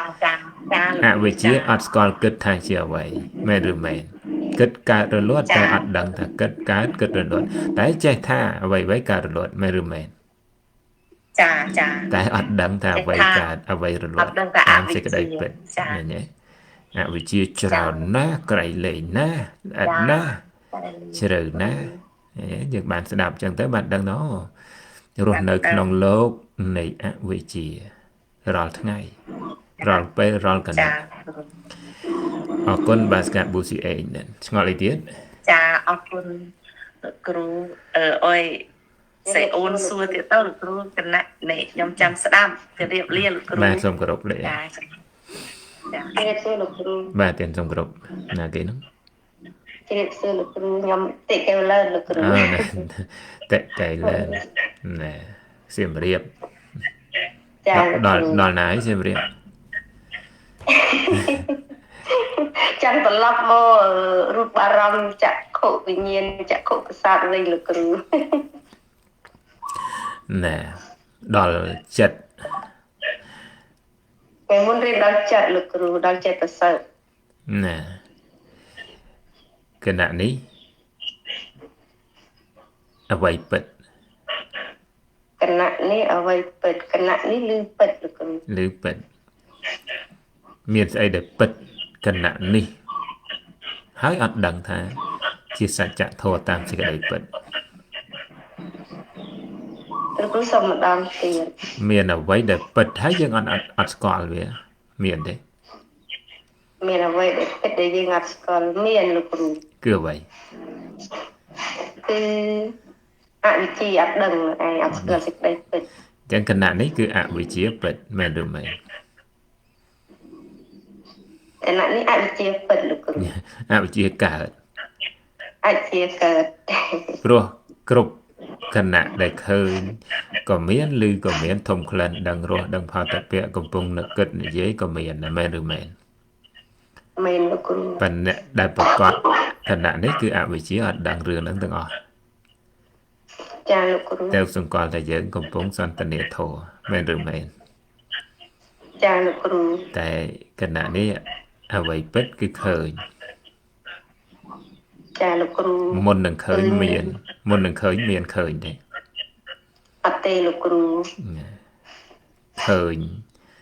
នៅក្នុងទីណា ឃើញអត់មាននៅក្នុងទីណាទេលោកគ្រូ ណាតែស្គាល់ឃើញតាមសេចក្តីពិតដែរឬទេ អត់ដែលឃើញតាមសេចក្តីពិតទេលោកគ្រូ គ្រាន់បានតែគិតថាឃើញគណៈនេះមានតែប៉ុណ្ណោះមែនឬមែន ចាលោកគ្រូ ព្រះអង្គត្រាស់សម្ដែងថាម៉េច អត់ដឹងទេលោកគ្រូ សព្ពេធម្មេអនត្តា សត្វទេធម្មេអនត្តា ឃើញមិនមែនសត្វបុគ្គលតួខ្លួន តែឃើញមានពិតមិនមែនជាយើងនេះជាពុទ្ធដីកាហើយមួយពាក្យត្រឹមតែឃើញនេះមានហើយត្រឡប់ទៅជាមិនមានវិញបើមិនកើតរលត់ទេ បើមិនកើតមិនរលត់ទេលោកគ្រូ បើមិនកើតអត់រលត់ទេតែប្រក្រតីគឺយើងឃើញមែនឬមែន ចាលោកគ្រូប្រក្តីគឺខ្ញុំឃើញ តែស្គាល់តែខ្ញុំឃើញគឺជាអ្វីដែរឬទេ អត់ដែលស្គាល់ទេលោកគ្រូថាអវិជ្ជាទុំសន្តានាជាមួយលោកគ្រូបានដឹងខ្លះ តែគណៈដែលគិតថាយើងឃើញជាអវិជ្ជាឬជាទិដ្ឋិ ជាទិដ្ឋិ ឃើញទេទិដ្ឋិយល់ខុសមែនឬមែន ចាលោកគ្រូ គណៈឃើញកើតឡើងយល់ខុសកើតទៅការសន្តានានេះជាប្រយោជន៍ផ្ដើមមានការយល់ត្រូវចំពោះធម្មៈឃើញធម្មៈ ចាលោកគ្រូ ធាតុឃើញហ្នឹងយល់ត្រូវថាឃើញគឺមិនមែនជាយើងមែនឬមែន ចាលោកគ្រូ តែឃើញគឺជាអ្វី ឃើញជាអ្វី ឃើញហ្នឹងហើយឃើញមិនមែនជាយើងតែឃើញគឺឃើញកើតអាស្រ័យចក្ខុប៉ះខ្ទប់នឹងរូបប្រកបទៅឃើញកើតឡើងអញ្ចឹងឃើញប្រកបដែរឬទេ ឃើញមិនប្រកបទេ ណែឃើញមិនប្រកបតែប្រកប ត្រឹមតែនិមិត្តរបស់ធាតុឃើញតែប៉ុណ្ណោះណែ ចាលោកគ្រូតែនិមិត្តរបស់គឺ ដែលថាឃើញមិនប្រកបព្រោះអ្វី ឃើញមិនប្រកបព្រោះរូបបារម្ភមិនមកប្រកបតាមកន្លង អត់ទេដែលឃើញមិនប្រកបព្រោះឃើញកាត់ហើយរលត់ ចាលោកគ្រូអរគុណឃើញមិនប្រកបព្រោះឃើញកើតហើយរលត់ កាត់រលត់វាអត់ដែលប្រកបតាមសេចក្តីពិតទេអញ្ចឹងប្រកបត្រឹមតែនិមិត្តគឺកាត់រលត់នឹងឯងឃើញទេ ចាលោកគ្រូ ឃើញមិនប្រកបតាមសេចក្តីពិតទេសំណួរសួរថាហេតុអ្វីព្រោះកើតហើយរលត់អញ្ចឹងវាប្រកបត្រឹមតែនិមិត្តរបស់ធាតុឃើញដែលកើតរលត់នោះតែប៉ុណ្ណោះនេះដែលជ្រៅណែ ចាលោកគ្រូ ចាប់បានទេអញ្ចឹង ចាំបានតិចលោកគ្រូលោកគ្រូសិស្សសុំសួរបន្តិចរូបបារម្ភមកតាមកន្លងចក្ខុប្រសាទ នឹងហៅរូបបាក់ផ្ទុកអានឹងហៅរូបប្រកប រូបប្រកប ណារូបប្រកបតាមចក្ខុទ្វារ តាមចក្ខុទ្វារ បានន័យថារូបបាក់ផ្ទុកនឹងចក្ខុប្រសាទទៅចក្ខុវិញ្ញាណកើត ទៅចក្ខុវិញ្ញាណកើតអញ្ចឹងប្រជុំ3នេះអាចហៅភាសាបានទេ ប្រជុំរួមទាំង3នឹងឈ្មោះថាផស្សៈចក្ខុវិញ្ញាណមិនអាចកើតឡើងបានបើអត់មានផស្សៈ ចាលោកគ្រូ អញ្ចឹងផស្សៈក៏កើតឡើងមិនបានបើអត់មានចក្ខុវិញ្ញាណ ចាលោកគ្រូ ផស្សៈប៉ុន្តែកិច្ចរបស់ផស្សៈគឺប្រជុំរួមនៅធម៌ទាំង3 ចាលោកគ្រូ អញ្ចឹងស្គាល់ថាផស្សៈគឺជាអ្វីបានដែរឬទេ ភាសាបើតាមសភៅថាបាក់តបលោកគ្រូ តាមសុភៅតែគណៈនេះមានផស្សៈដែរឬទេ មានលោកគ្រូ ឃើញទេគិតថាមានតែស្គាល់ដែរឬទេ អត់ស្គាល់ទេ អត់ស្គាល់ទេឃើញល្អិតទេជ្រៅទេ ចាលោកគ្រូ យ៉ា យើង ងសន្ទនាជាមួយលោកគ្រូមិនដឹងថា ថាធោជ្រៅវាមិនមែនកើតក្នុងសុភៅទេតែកើតគណៈនេះឯងគណៈឃើញនឹងមានផស្សៈតែអត់អាចដឹងបានបើមិនដឹងថាផស្សៈតាមសេចក្តីពិតហើយលះការយល់ខុសបានដែរឬទេ អត់បានទេ អត់បានទេគឺផ្ដើមយល់ត្រូវសិក្សាហើយសិក្សាទៀតស្ដាប់ហើយស្ដាប់ទៀតមិនមែនសំខាន់យើងទៅលះទេសំខាន់យល់ត្រូវដែរឬទេឃើញទេ ចាលោកគ្រូ កំណត់ទេត្រូវលះសិនមិនអាចទេសំខាន់តើស្ដាប់បានដែរឬទេស្ដាប់យល់ដែរឬទេនេះប្រយោជន៍ក្នុងការសន្ទនាធម៌ហើយសមនឹងពុទ្ធដីកាព្រះអង្គត្រាស់សម្ដែងអភញ្ញយៈព្រះអង្គត្រាស់សម្ដែងធម្មៈណាធម្មៈនោះឲ្យដឹងអញ្ចឹងគឺបរិយត្តិធម៌គណៈនេះឯងផស្សៈឬឃើញមិនមែនជាយើងអរគុណបាស្កាកែឡានទាំង ចាលោកគ្រូអរគុណយកមានលោកគ្រូយើងបងប្អូនធម្មតាខ្លាយកំលី បាទ ជម្រាបសួរលោកគ្រូ បាទសូមគោរពបាស្កាសេងហោសេងហៅ ចាសូមគោរពលោកគ្រូសូមគោរពយុវធម៌ទាំងអស់គ្នាលោកគ្រូខ្ញុំចង់ឲ្យលោកគ្រូបញ្ជាក់ពីរឿងការកើតនិងប្រកបនៃទីនឹងខុសគ្នារវាងលោកគ្រូ ខុសគ្នាអាប្រកបបានន័យថាប៉ះផ្ទុកដូចថារូបប្រកបបានន័យថារូបប៉ះផ្ទុកនឹងចក្ខុប្រសាទបើរូបមិនប្រកបទេឃើញកើតឡើងមិនបានទេតែឃើញមិនដែលប្រកបព្រោះអីព្រោះឃើញអត់ទៅប៉ះផ្ទុកនឹងអីបានទេព្រោះវាកើតហើយរលត់ទៅតន់ពេលទៅឃើញមិនដែលប្រកបតាមសេចក្តីពិតចាប់បានហើយបាទស្ការសេងហៅទេសៀងហៅ ចាអរគុណលោកគ្រូប៉ុន្តែខ្ញុំអត់តាន់ច្បាស់ផងថាខ្ញុំតែតែឮថាចិត្តគ្រូឃើញប្រកបឬមិនប្រកប ឃើញទេឬមិនប្រកបទេអត់មែនទេតែឃើញអានឹងផ្សេងព្រោះចិត្តកើតឡើងតែមួយគណៈមិនដែលកើតពីគណៈទេ ហ្នឹងហើយយើងអត់សោះច្បាស់កន្លែងហ្នឹងចង់ឲ្យលោកគ្រូលោកគ្រូគាត់បានប្រះ បានន័យថាបានន័យថាសំបីឃើញសំបីឮសំបីធំក្លិនសំបីដឹងរសតែចិត្តកើតឡើងតែមួយដួងតែប៉ុណ្ណោះមិនដែលចិត្តឃើញកើតហើយចិត្តឮកើតដែរទេអញ្ចឹងចិត្តឃើញនិងចិត្តឮសំបីកើតគឺមិនដែលប្រកបតាមសេចក្តីពិតទេចិត្តណាក៏ដោយ វាអត់ប្រកបតាមសេចក្តីពិតទេគឺប្រកបត្រឹមតែជានិមិត្តតែប៉ុណ្ណោះចឹងនិមិត្តរបស់វាគឺការរលត់ព្រោះចិត្តកើតរលត់ទៅតន់ពេលអត់ដូចរូបដែលប្រកបនោះមកពីរូបនឹងប៉ះខ្ទប់រូបប្រកបចិត្តឃើញកើតសម្លេងប្រកបចិត្តឮកើតក្លិនប្រកបធំក្លិនកើតរសប្រកបដឹងរសកើតរឹងទន់តិចក្តៅតឹងកម្រើកញោប្រកបចិត្តដឹងរឹងទន់តិចក្តៅតឹងកម្រើកញោកើតចាប់បានទេចឹងចឹងចាំបានខ្លះទៅខ្ញុំចង់បញ្ជាក់លើកន្លែងនេះកន្លែងថាសំឡេងប្រកបចិត្តឮមិនប្រកបកន្លែងហ្នឹងចង់សំដៅលើថាចិត្តចិត្តហ្នឹងវាកើតក្នុងគណៈចិត្តហ្នឹងវាបានតែសំឡេងប្រកបចិត្តឮមិនដែលប្រកបទេ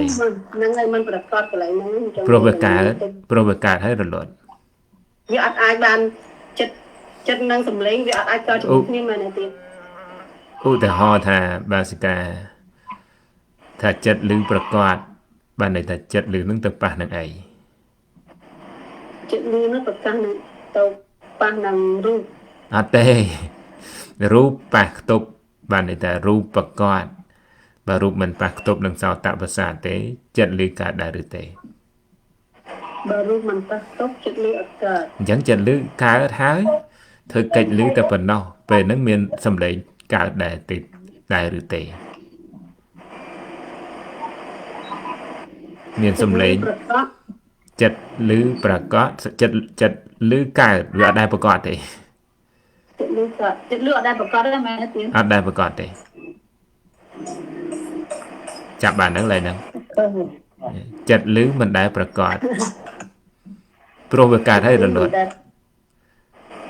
ឲ្យពាក្យថាប្រកបនោះវាមានន័យយ៉ាងម៉េចខ្លះពាក្យថាប្រកបបានន័យវាប៉ះខ្ទប់ណាឥឡូវចិត្តឮកើតឡើងទៅប៉ះខ្ទប់នឹងអីចិត្តឮកើតឡើងប៉ះខ្ទប់ជាមួយនឹងរូបអត់ទេអានេះយើងគិតខ្លួនឯងតែចិត្តឮកើតឲ្យអត់ទៅប៉ះខ្ទប់នឹងអីទេកើតហើយរលត់ហ្មងចាំកន្លែងនេះតែយកអត់បានព្រោះតែចិត្តកើតវាអត់ទៅប៉ះខ្ទប់នឹងអីទៀតទេកើតរលត់តន់ពេលអត់ហើយវារលត់តែម្ដងបើវាប្រកបវានឹងប៉ះខ្ទប់មែនទេបាទបើវាប្រកបបានន័យថាវាមានតែឥឡូវវាអត់វាគ្រាន់តែកើតហើយរលត់ហ្មងធ្វើកិច្ចឮមួយគណៈហ្នឹងក៏រលត់ទៅបើសិនជាវាអត់រលត់ដឹងឮបានអត់ដឹងថាមានចិត្តឮដែរឬទេបើវាអត់រលត់យើងអត់ដឹងបានទេព្រោះអាចិត្តនឹកគិតតតែចិត្តហ្នឹងក៏រលត់ទៅទើបចិត្តនឹកគិតបន្តកើតមែនឬមែន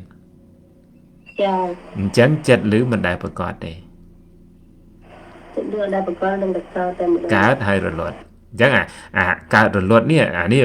សភាពប្រកបរបស់ចិត្តឮគឺនិមិត្តរបស់ចិត្តឮអញ្ចឹងតើថែមទៀតបាសកាសេងហៅថាចិត្តឮមិនដែលប្រកបតាមសេចក្តីពិតទេប្រកបត្រឹមតែនិមិត្តរបស់ចិត្តឮនោះតែប៉ុណ្ណោះគឺកើតរលត់នេះជានិមិត្តរបស់ចិត្តឮខ្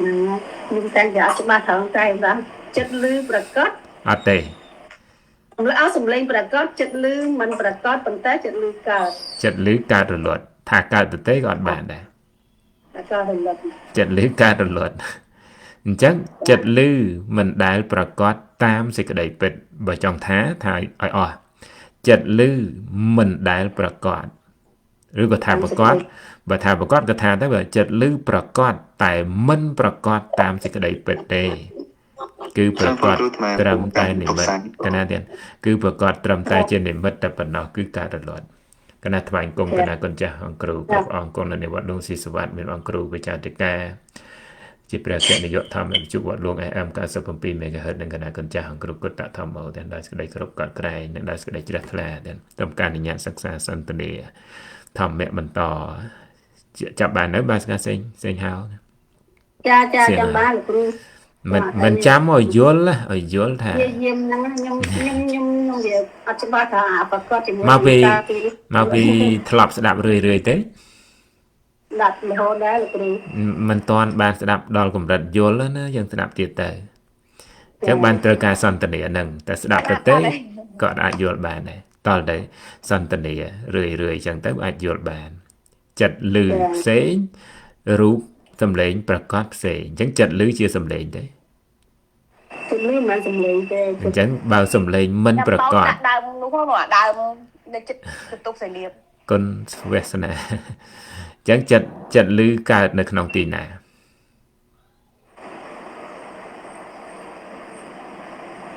ចិត្តលឺការនៅពេលការលោកគ្រូ នៅក្នុងទីណា អត់មាននៅក្នុងទីណាបងទៀត នៅក្នុងពេលរូបសំឡេងប្រកាសមែនឬមែន ចាហ្នឹងទៅចាញ់ នៅក្នុងសំឡេងប្រកាសតែវាអត់មាននៅក្នុងទីណាទេបើសំឡេងមិនប្រកាសមិនមានចិត្តឮកើតនៅក្នុងទីណាឡើយហើយអញ្ចឹងចិត្តឮដែលកើតព្រោះសំឡេងប្រកាសចិត្តឮកើតហើយរលត់អញ្ចឹងចិត្តឮមិនដែលប្រកាសតាមសេចក្តីពិតទេប្រកាសត្រឹមតែជានិមិត្តតែប៉ុណ្ណោះគឺកើតរលត់ច្រើនកណ្ណាអាកើតរលត់ហ្នឹងឯងជានិមិត្តរបស់ចិត្តឮនេះអាការរលត់នេះឯងដែលប្រកាសចាប់បានទេចឹង បានអត់អរគុណលោកគ្រូ វាមិនចិត្តលឺនឹងប្រកាសតែអាការរលត់របស់ចិត្តលឺនឹងឯងវាប្រកាសតើមានអនិច្ចានុបស្សនាញាណអនិច្ចានុបស្សនាមិនមែនឃើញចិត្តលឺទេតែឃើញសុភាពកើតនឹងរលត់អាការរលត់នឹងឯងជាអារម្មណ៍ជាទីតាំងនៃសតិរលឹកចឹងសតិដែលរលឹកទល់មិនមែនរលឹកត្រង់សោតវិញ្ញាណទេគឺរលឹកត្រង់លក្ខណៈកើតរលត់របស់សោតវិញ្ញាណចាប់បានហើយ ចាក់បានខ្លះៗលោកគ្រូអត់ សាធុ ទៀតនឹងអរគុណជំនុំចាអរគុណ បាទលើសល់គុណចាស់ញាតិញោមណាទៀតបន្ត ចាលោកគ្រូទានលោកគ្រូសិស្សឱកាសសូមគោរពចំពោះលោកសេចក្តីប្រាថ្នាពីចំណាយទីនឹងសូមនិមអាសិចាក៏ដោយសូមគោរពចំពោះសពរដ្ឋណៃផងលោកគ្រូសិស្សសូមឱកាស បាទ នៅក្នុងមកវិបត្តិ18នេះម្សិលមិញបានចំណុចទី1រួចហើយអញ្ចឹងថ្ងៃនេះចំណុចទី2ត្រង់ថាទុក្ខានុបស្សនាភាវន្តោសុខៈញ៉ាំបច្ចៈហតិបុគ្គលចម្រើនបញ្ញាឃើញថាជាទុក្ខរមែងលះសេចក្តីសម្គាល់ថាសុខលះសុខសញ្ញាហើយនៅក្នុងទីនេះទុក្ខលក្ខណៈហ្នឹងលោកចែកចេញជា3ប្រការលោកគ្រូទានទី1ទុក្ខទុក្ខទី2វិបដិណាមទុក្ខទី3សង្ខារទុក្ខលោកគ្រូទាន ទុកស្អីទៅ ទុក្ខទុក្ខក្នុងទីនេះលោកប្រាថ្នាទុក្ខព្រោះទ្រាំមិនបានគឺជាទុក្ខវេទនាផ្លូវកាយនិងផ្លូវចិត្តក្នុងពេលដែលសើអារម្មណ៍លោកប្រែអញ្ចឹងលោកគ្រូទាន ញ៉ាំចាស់ទុកទី2 តែពេលទុក្ខទី2វិបដិណាមទុក្ខលោកប្រែថាទុក្ខព្រោះប្រែប្រួលគឺជាសុខវេទនាផ្លូវកាយនិងផ្លូវចិត្តជាសភាវៈព្រួលមិនស្ថិតនៅជានិច្ច ចាស់ ដ ទុក ល់ពេលទី3សង្ខារទុក្ខលោកប្រែថាទុក្ខប្រចាំសង្ខារគឺនាមរូបដែលមានការកើតរលត់ជានិច្ចលោកប្រែអញ្ចឹងលោកគ្រូទាន យល់បានទេយល់បានថាទុក្ខានុបស្សនាណាទុក្ខានុបស្សនាគឺជាអ្វី ទុក្ខានុបស្សនា ដែលអនុបស្សនាគឺជាអ្វីទុក្ខគឺជាអ្វីគណៈនេះមានទេ ខណៈនេះ ហើយយើងរៀនតាមពាក្យមកម៉ូទៅយកចម្រើនយើងចម្រើនប៉ុន្តែទុក្ខគឺជាអ្វីគណៈនេះចែកជា2ជា3ជា4ជា5ជាប្រមាណក៏ដោយប៉ុន្តែគណៈនេះអ្វីទុក្ខស្គាល់ដែរឬទេហើយមិនអាចស្គាល់បានតើមិនមែនជាទុក្ខានុបស្សនាញាណមែនឬមែន ចាលោកគ្រូទាន ចេះពាក្យក្នុងសភៅមិនមានន័យថាទុក្ខានុបស្សនាមានក្នុងគណៈនេះទេព្រោះអ្វីជាទុក្ខគណៈនេះមិនដែលសិក្សាមិនដែលសន្ទនាមិនដែលគិតស្គាល់ដែរឬទេមិនដែលស្គាល់ទេ ទេលោកគ្រូ អត់ដែរស្គាល់ទេតែគណៈនេះឃើញទេ ខណៈនេះឃើញលោកគ្រូទៀន ហេតុអីបានឃើញ ព្រោះវណ្ណៈរូបប្រកបលោកគ្រូ រូបប្រកបចិត្តឃើញកើតឡើងស្គាល់ចិត្តឃើញតាមសេចក្តីពិតដែរឬទេដែរទេ ណែទេលោកគ្រូ ណែឃើញទេតែចិត្តឃើញជាទុកព្រោះកើតហើយរលត់មែនឬមែន ចាលោកគ្រូទៀន ដែលឃើញចិត្តឃើញកើតរលត់តាមសេចក្តីពិតយ៉ាងនេះទេ អត់ទេ ទៅ អ មិន ត់ដែរទេ ទៅមិនមែនជាទុក្ខានុបស្សនាតែទុក្ខានុបស្សនាមិននៅក្នុងសុភៅទេគឺនៅក្នុងគណៈនៃធម្មៈដែលកើតរលត់នេះប្រកបជាអារម្មណ៍របស់បញ្ញាបើមិនយល់ថាគណៈនេះកើតរលត់គឺជាអ្វីគឺមិនមានវិបស្សនាកើតឡើងបានជាដាច់ខាតចង់អ្នកនឹងថាពិចារណាឃើញជាទុកទី1ចេះទុកទី2ចេះទុកទី3ចេះប៉ុន្តែអ្វីទុកយេដូចថាទុកទី1ទុកគឺវេទនាតែគណៈនេះអ្វីជាវេទនាស្គាល់ដែរឬទេគឺមិនស្គាល់មិនអាចលះទិដ្ឋិមិនអាចដកសុខសញ្ញាចេញបានពីគណៈនេះបានឡើយអ្វីជាសុខសញ្ញាស្គាល់ដែរឬទេ សុខសញ្ញាអត់ទេលោកគ្រូ មិនអាចដឹងថាសុខសញ្ញាគឺជាអ្វីមិនអាចដឹងបានតើត្រូវចម្រើនទុក្ខានុបស្សនារបៀបណាបុគ្គលចម្រើនទុក្ខានុបស្សនានេះ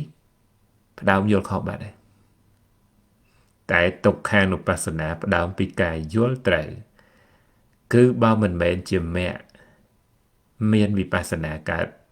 ដែរឬទេ អានឹងអត់ទៀន ណាតន្តមគ្គហើយមគ្គបើមិនបានស្ដាប់ពីការត្រាស់ដឹងប្រកាសសម្ដែងរបស់ព្រះសម្មាសម្ពុទ្ធទេការយល់ត្រូវកើតឡើងបានដែរឬទេ អានឹងក៏អត់ដែរលោកគ្រូ នឹងក៏ ទៀន អត់ដែរអរិយមគ្គអ្នកណាត្រាស់ដឹងពុទ្ធព្រះសម្មាសម្ពុទ្ធព្រះអង្គប្រកាសសម្ដែងអ្វីជាមគ្គគឺជាផ្លូវត្រង់ប្រះចាកផ្លូវវាចត្រង់នៅក្នុងទីណាគឺក្នុងគណៈនេះឯងបរិយ័តគឺជាអ្វីអរិយសច្ចធម៌គឺជាតួបរិយ័តអរិយសច្ចធម៌គណៈនេះគឺជាអ្វីសច្ចញាណស្គាល់ទុក្ខបើអត់ស្គាល់គណៈនេះអ្វីជាទុក្ខតើស្គាល់ថាទុក្ខានុបស្សនាកើតដែរឬទេអ្វីជាទុក្ខមិនដែលដឹងមកហ្នឹងដឹងតែទុក្ខឧទាហរណ៍ថាអបាយេពិចារណាឃើញទុក្ខក្នុងអបាយណាពិចារណាទុក្ខភ័យព្រឺគណៈនឹងវិជ្ជាឬបញ្ញាសំទោសវិជ្ជាឬអវិជ្ជាពិចារណាឃើញនរកអូទុក្ខក្តៅមិនគួរប្រព្រឹត្តអាក្រក់ព្រោះជាទុក្ខដែលមិនគួរប្រាថ្នាមែនឬមែន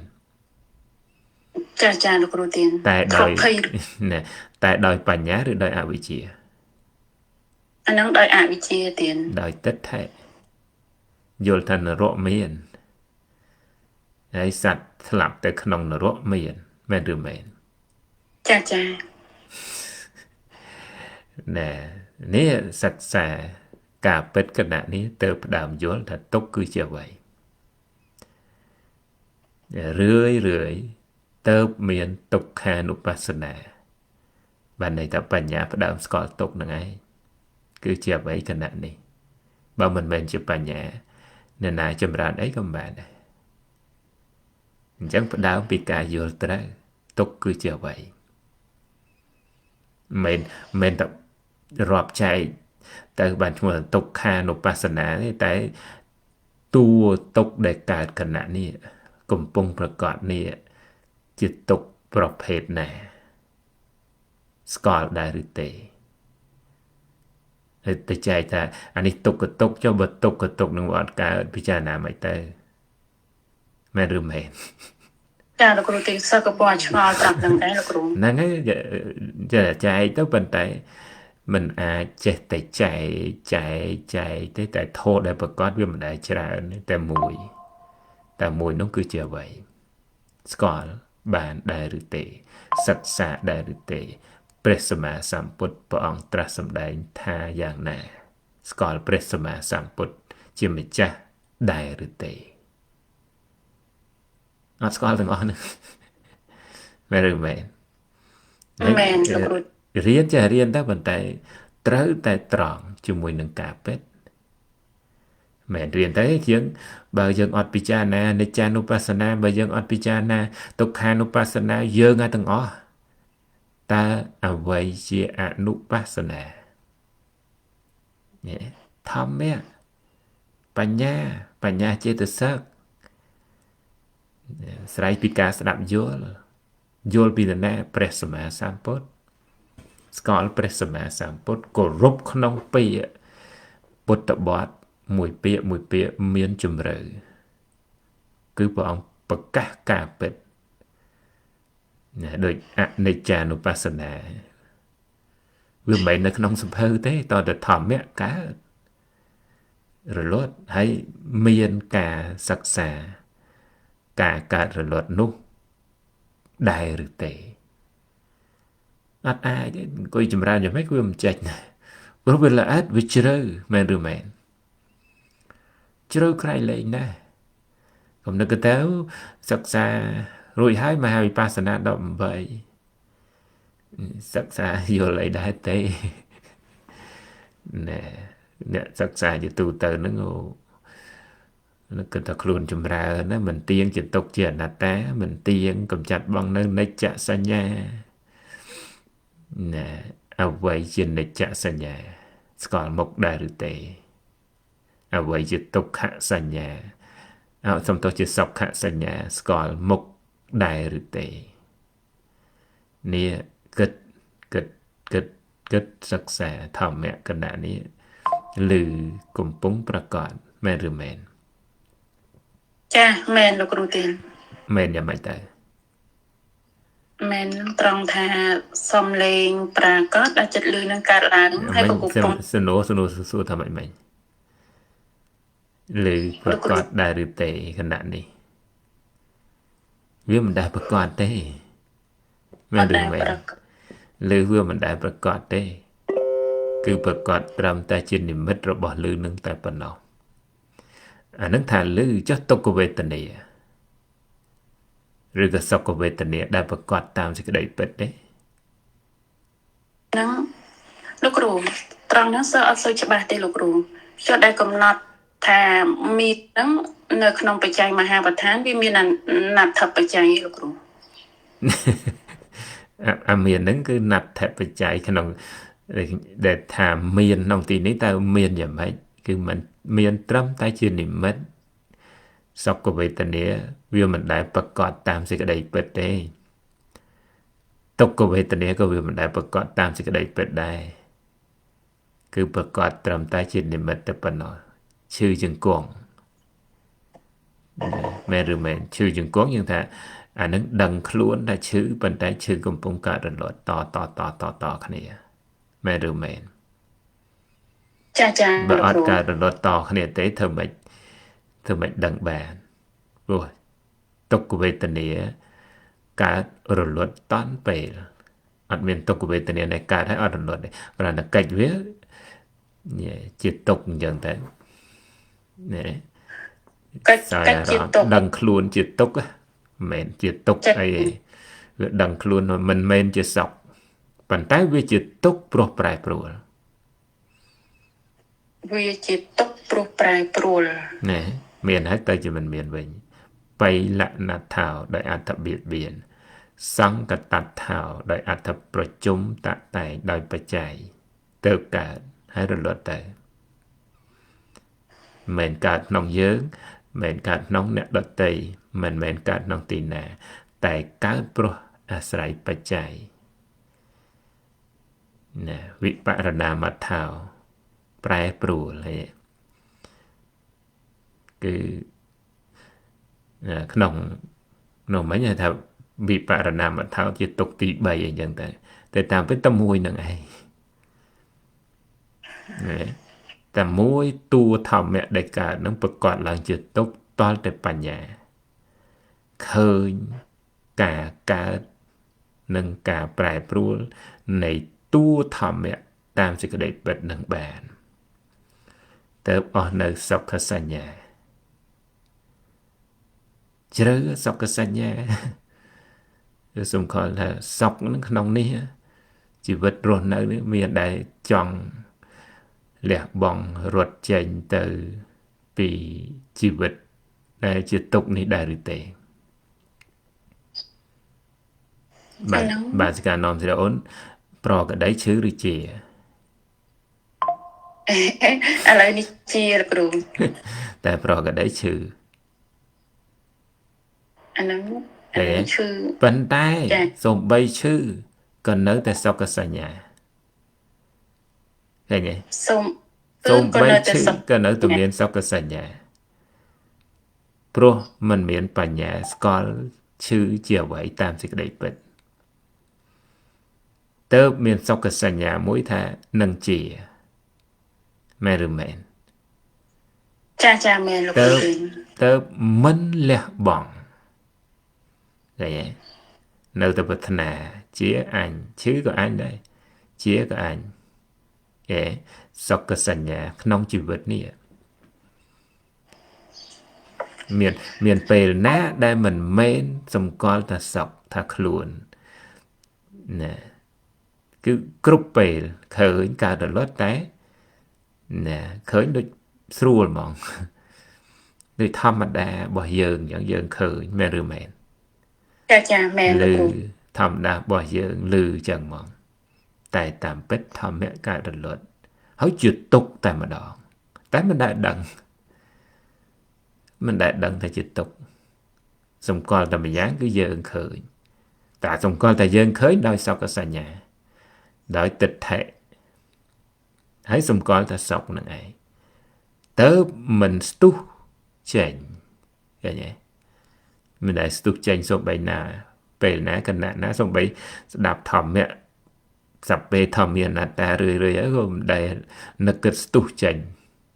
មិនអាចស្ទុះចេញទៅបានបើអត់យល់តើតែយល់នឹងសំខាន់ណាយល់ធម្មៈហើយគឺវិបស្សនាទៅតាមលំដាប់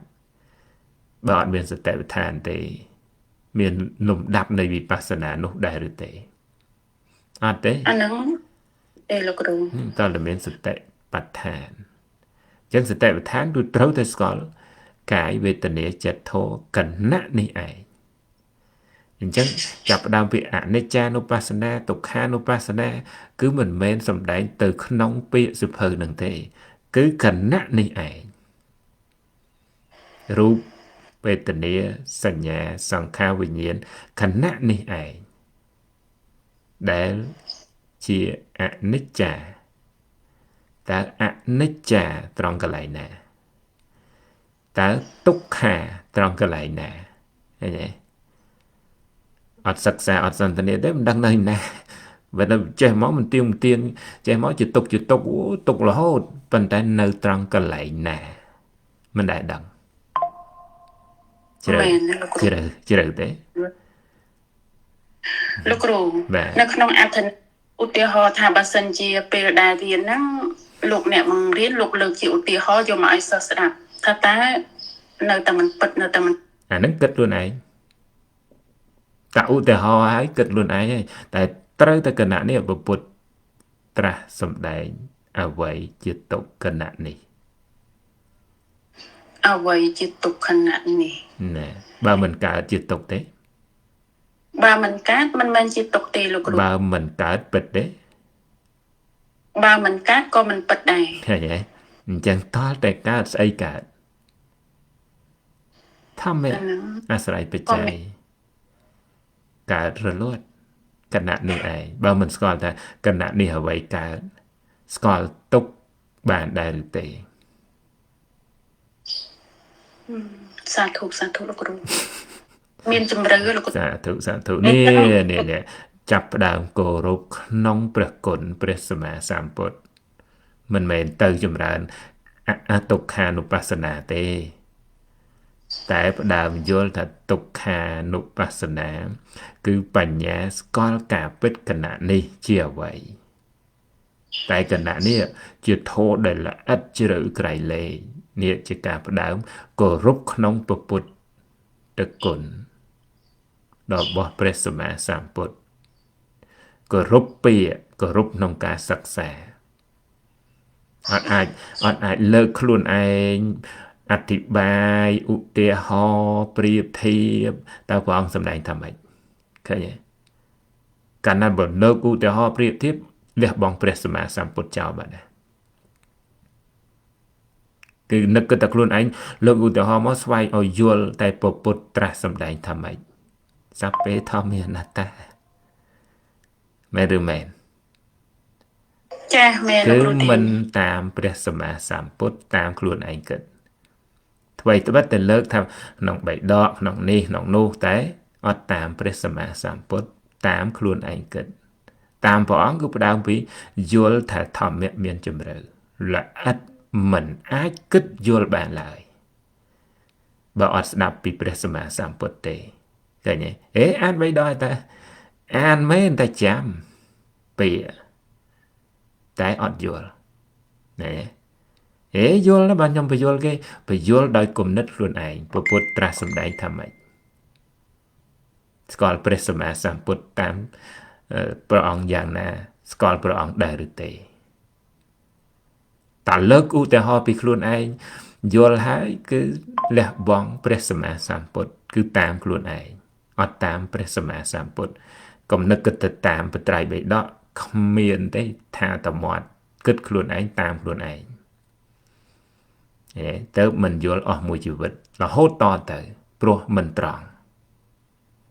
វាអត់មានភាពត្រង់ហ្នឹងកើតឡើងកុហករហូតអត់ដឹងថាដឹងអត់យល់ថាយល់ធម៌មានជំរឿថារៈខ្លួនឯងឧទាហរណ៍បានមែនឬមែន មែនណាលោកគ្រូ នេះគោរពអត់គោរពគឺថាឧទាហរណ៍អូប្រើនឹងមិនគោរពពុទ្ធដីកាទេមិនគោរពបរិយត្តិធម៌ទេមិនគោរពសច្ចធម៌ទេសិក្សាតល្អិតជ្រៅនឹងបានជ្រៅទៅឈ្មោះថាគោរពទៅបានន័យថាប្រព្រឹត្តតាមព្រះសម្មាសម្ពុទ្ធអត់ប្រព្រឹត្តតាមខ្លួនឯងអត់ប្រព្រឹត្តតាមគំនិតខ្លួនឯងតទៅទៀតទេចុះលោកគ្រូឯងកំពុងនិយាយហ្នឹងមិនគណិតតាមខ្លួនឯងតែអត់ទេព្រះអង្គត្រាស់សម្ដែងការពិតធម៌មានជំរឿគឺធម្មៈមានជំរឿចាំមកខ្ញុំសួរថាគណៈនេះឮដែរឬទេ ខណៈនេះលឺលោកគ្រូ ឃើញទេស្គាល់ឮតាមសេចក្តីពិតដែរឬទេ អានឹងអត់ទេលោកគ្រូ នេះ ទេ ត្រូវការប៉ុណ្្នឹងឯងព្រោះធម៌មានជំរឿមិនអាចទេខ្ញុំឮខ្ញុំដឹងថាឮវាមិនដែលណាព្រោះស្គាល់ថាខ្លួនឯងឮតែប៉ុណ្ណោះមែនឬមែន ចាមែ នេះ ន ត្រង់តាមសេចក្តីពិតតែធាតឮស្ដាប់ព្រះអង្គត្រាស់សម្ដែងមានពិតអាស្រ័យសម្លេងប្រកបទៅធាតឮកើតហើយរលត់ទៅតាន់ពេលនេះពុទ្ធដីកាតែបើមិនស្ដាប់យ៉ាងនេះរឿយទេយល់បានដែរឬទេយល់កើតដែរឬទេ អត់ទេលោកគ្រូទេអត់ទេ តើតែស្ដាប់រឿយអញ្ចឹងទុក្ខានុបស្សនាគឺជាអ្វី អានឹងមានតែបញ្ញាដែលដឹងណាលោកគ្រូ បញ្ញាស្គាល់ទុក្ខប៉ុណ្្នឹងឯងត្រង់បញ្ញាជាយើងឬបញ្ញាគឺជាបញ្ញា បញ្ញាលោកគ្រូ ឃើញទេបញ្ញាស្គាល់ទុក្ខពេលហ្នឹងបញ្ញាស្គាល់ពេលហ្នឹងត្រូវដកសុខការសម្គាល់ថាសុខក្នុងទុក្ខគ្រប់យ៉ាងដែលកើតគណៈនេះឯងមែនឬមែនចាំបើអត់ស្គាល់ថាគណៈនេះជាទុក្ខដកសុខសញ្ញាចេញបានដែរឬទេ បើក្នុងខណៈនេះអត់ស្គាល់ថាជាទុកមិនអាចដកបានទេលោកគ្រូ អ ទេ ញ្ចឹងស្គាល់ហើយនៅ ណែ គឺអត់ណាគឺអត់ទៅមិនអាចដកសុខសញ្ញាចេញបាន ហើយអត់មានផ្លូវទេអត់មានផ្លូវអត់អាចទៅអង្គុយចម្រើនអត់អាចទៅដើរទៅឈរទៅអីក្រៅពីស្ដាប់ព្រះសម្មាសម្ពុទ្ធមិនអាចប្រព្រឹត្តទៅបានឡើយយល់បានហើយ អូសាធុលោកគ្រូលះតុក្ខសញ្ញា លះសព្វសញ្ញ តែបោះលុយដល់អូនផាត់បង នៅតែនៅលុយ លះសុំឱកាសឲ្យលោកគ្រូបញ្ជាក់ត្រង់ការលះសុខសញ្ញាហ្នឹងអាហ្នឹងក្នុងទីនេះតើតើស្គាល់នៅ បើអត់មានទុក្ខសញ្ញាកើតទេលះសុខសញ្ញាទេ បើអត់មានទុក្ខសញ្ញាកើតទេលះសុខសញ្ញាអាហ្នឹងដែលបានទេលោកគ្រូទី អញ្ចឹងបើអត់មានទុក្ខសញ្ញាស្អីកើត អាហ្នឹងសុខកើត ហ្នឹងហើយសុខសញ្ញាកើតរហូតសំបីឈឺក៏ដោយសំបីឈឺចិត្តងាប់ក៏ដោយក៏ចង់រស់ដែរមែនឬមែន មែនលោកគ្រូ ព្រោះនឹកគិតថាក្នុងជាតិជាមនុស្សហ្នឹងវាសុខវាស្រួលអាឈឺប៉ុណ្ណាក៏មិនស្គាល់ថាឈឺហ្នឹងជាទុក្ខដែរគ្រាន់តែនឹកគិតថាជាមនុស្សគឺត្រូវតែជារស់អាជាហ្នឹងរហូតសម្គាល់ថាសុខសម្គាល់ថាសុខក្នុងជាតាមពិតវាអត់មានស្អីជាសុខសំបីមួយតែសម្គាល់ថាមានសុខណាទៅស្វែង បើខុសលោកគ្រូទីសញ្ញាវិបលា សុខសញ្ញាហ្នឹងគឺក្នុងជីវិតគណៈនេះមានអ្វីជាសុខដែរឬទេមានអ្វីដែលកើតអត់រលត់ដែរឬទេមានអ្វីដែលមិនមែនជាសច្ចធម៌ដែរឬទេមានអ្វីដែលមិនមែនជាសព្វេធម្មាអនត្តាដែរឬទេអត់មានទេប៉ុន្តែសម្គាល់ថាមានមែនឬមែន ចាលោកគ្រូទីអាហ្នឹងសម្គាល់ខុសលោកគ្រូ ព្រោះមិនដឹងពាក្យមួយគឺថាអយោនិសោមនសិការៈគឺមិនដឹងនឹងឯងអត់បានស្ដាប់អត់បានសិក្សាអត់បានសន្ទនាគិតយ៉ាងម៉េចក៏អត់ចេញដែរចេញតាមខ្លួនឯងចេញទៅរហូតតែនៅតែខ្លួនឯងអ្នកចេញខ្លួនឯងអ្នកបានខ្លួនឯងអ្នកប៉ះពាល់ណាលោកគ្រូប៉ះពាល់ប៉ះពាល់ញាណនេះសិក្សាពីមហាវិបស្សនាគឺញាណគេនោះគេប៉ះពាល់ហើយតែយើងនិយាយហ្នឹងបានតែនិយាយឯងគេបានគេប៉ះពាល់ហ្នឹងហ្នឹងអាហ្នឹងអញ្ចឹងឯងព្រោះមិនដឹងអរគុណបាទស្ការនាំទៅអូនឆ្ងល់អីទៀត លោកគ្រូសូមឱកាសតែអាត្រង់នេះឯងដែលថាលោកប្រែថាបុគ្គលចម្រើនបញ្ញាឃើញថាជាទុក្ខនេះឃើញទៅ បុគ្គលមិនមែនចម្រើនបញ្ញាទេតែបញ្ញាកើតឃើញជាទុក្ខឈ្មោះថាទុក្ខានុបស្សនាឈ្មោះថា អញ្ចឹងបានន័យថាបុគ្គលចម្រើននេះផ្ដើមខុសតែបញ្ញាកើតស្គាល់ទុក្ខតាមសេចក្តីពិតឈ្មោះថាទុក្ខសញ្ញាឬក៏ទុក្ខានុបស្សនាស្មើគ្នានឹងទុក្ខសញ្ញាចាប់បានហើយ ចាលោកគ្រូទៀនចាប់បានហើយលោកគ្រូទៀនសាធុតែគ្រាន់តែបញ្ជាក់ថាដោយសារតែលោកប្រែថាបុគ្គលចម្រើនបញ្ញាឃើញថាជាទុក្ខ ទៅខុសមកទាំងអស់អ្នកណាអានសៀវភៅហ្នឹងគិតតែអញ្ចឹងទាំងអស់ មែនហ្នឹងលោកគ្រូហើយនៅក្នុងទីនេះឃើញលោកបុគ្គលទាំងអស់អាចជំអធិប្បាយជាពិសេសនោះលោកដាក់ថាទៀត ណា ខ្ញុំខុសដែរលោកគ្រូហើយខ្ញុំអានពេញដល់ចាំមាត់ទៀតទេអត់ទៅពីខ្លួនទៅជាបុគ្គលចម្រើនបញ្ញា ហ្នឹងហើយហើយ ចាំមកគ្រូបង្រៀនអញ្ចឹងទៅមើលស្រួល ហ្នឹងរៀនតាមគ្រូហ្នឹងទៅ ធម្មតាបងតែយល់តិចទៅបានចាប់ផ្ដើមលះការមិនយល់មែនឬមែន ចាមែនលោកគ្រូទៀន តែអត់យល់ធ្វើម៉េចលះការមិនយល់បានទៅផ្ដើមយល់ហើយលោកគ្រូអ្នកគ្រូគាត់បង្រៀនហ្នឹងគាត់យល់បានអញ្ចឹងគាត់បង្រៀនតាមគាត់យល់អញ្ចឹងទៅហើយគាត់ថាព្រះសម្ដែងតែពេលគាត់ខ្លួនឯងហ្នឹងគិតព្រះអង្គសម្ដែងគឺព្រះអង្គសម្ដែងសព្វេធម្មាអនត្តាហើយបើមិនមានពាក្យនឹងក្នុងមួយពាក្យមួយព្យាង្គមួយព្យញ្ជនៈហ្នឹងជាសព្វេធម្មាអនត្តាទេគឺមិនមែនជាពុទ្ធដីកាសូម្បីពាក្យថាទុក្ខគឺជាអ្វីគឺមិនមែនជាយើងបើឃើញថាទុក្ខជាយើងមានទុក្ខមិនមែនជាពុទ្ធដីកាទេយល់បានហើយ ចាលោកគ្រូទៀន អ ហើយយើងលះទុកមិនមែនជាពុទ្ធដីកាទេខ្លួនឯងពុទ្ធដីកាគឺទុកមិនមែនជាយើងវិបស្សនាពុទ្ធដីកាមិនមែនជាយើងឃើញទេបញ្ញាកើតព្រោះអាស្រ័យបច្ច័យនេះពុទ្ធដីកាគ្រប់ពាក្យបើឃើញថាយើងកើតយើងចម្រើនកន្លែងណាមួយមិនមែនជាពុទ្ធដីកាជាដាច់ខាតគឺខ្លួនឯងយល់ពាក្យហ្នឹងនៅពាក្យពុទ្ធដីកាហើយនៅមិនបត្រៃបីដកអីគឺពាក្យណាក៏ដោយពាក្យពិតទាំងអស់គឺសូន្យជាអត្តាតួខ្លួននេះជាពុទ្ធដីកាសូម្បីយើងនៅតែគិតថាខ្លួនក៏ដោយតែពាក្យនោះព្រះអង្គត្រាស់សម្ដែងត្រង់ត្រឹមត្រូវពិតមិនមែនជាយើងអញ្ចឹង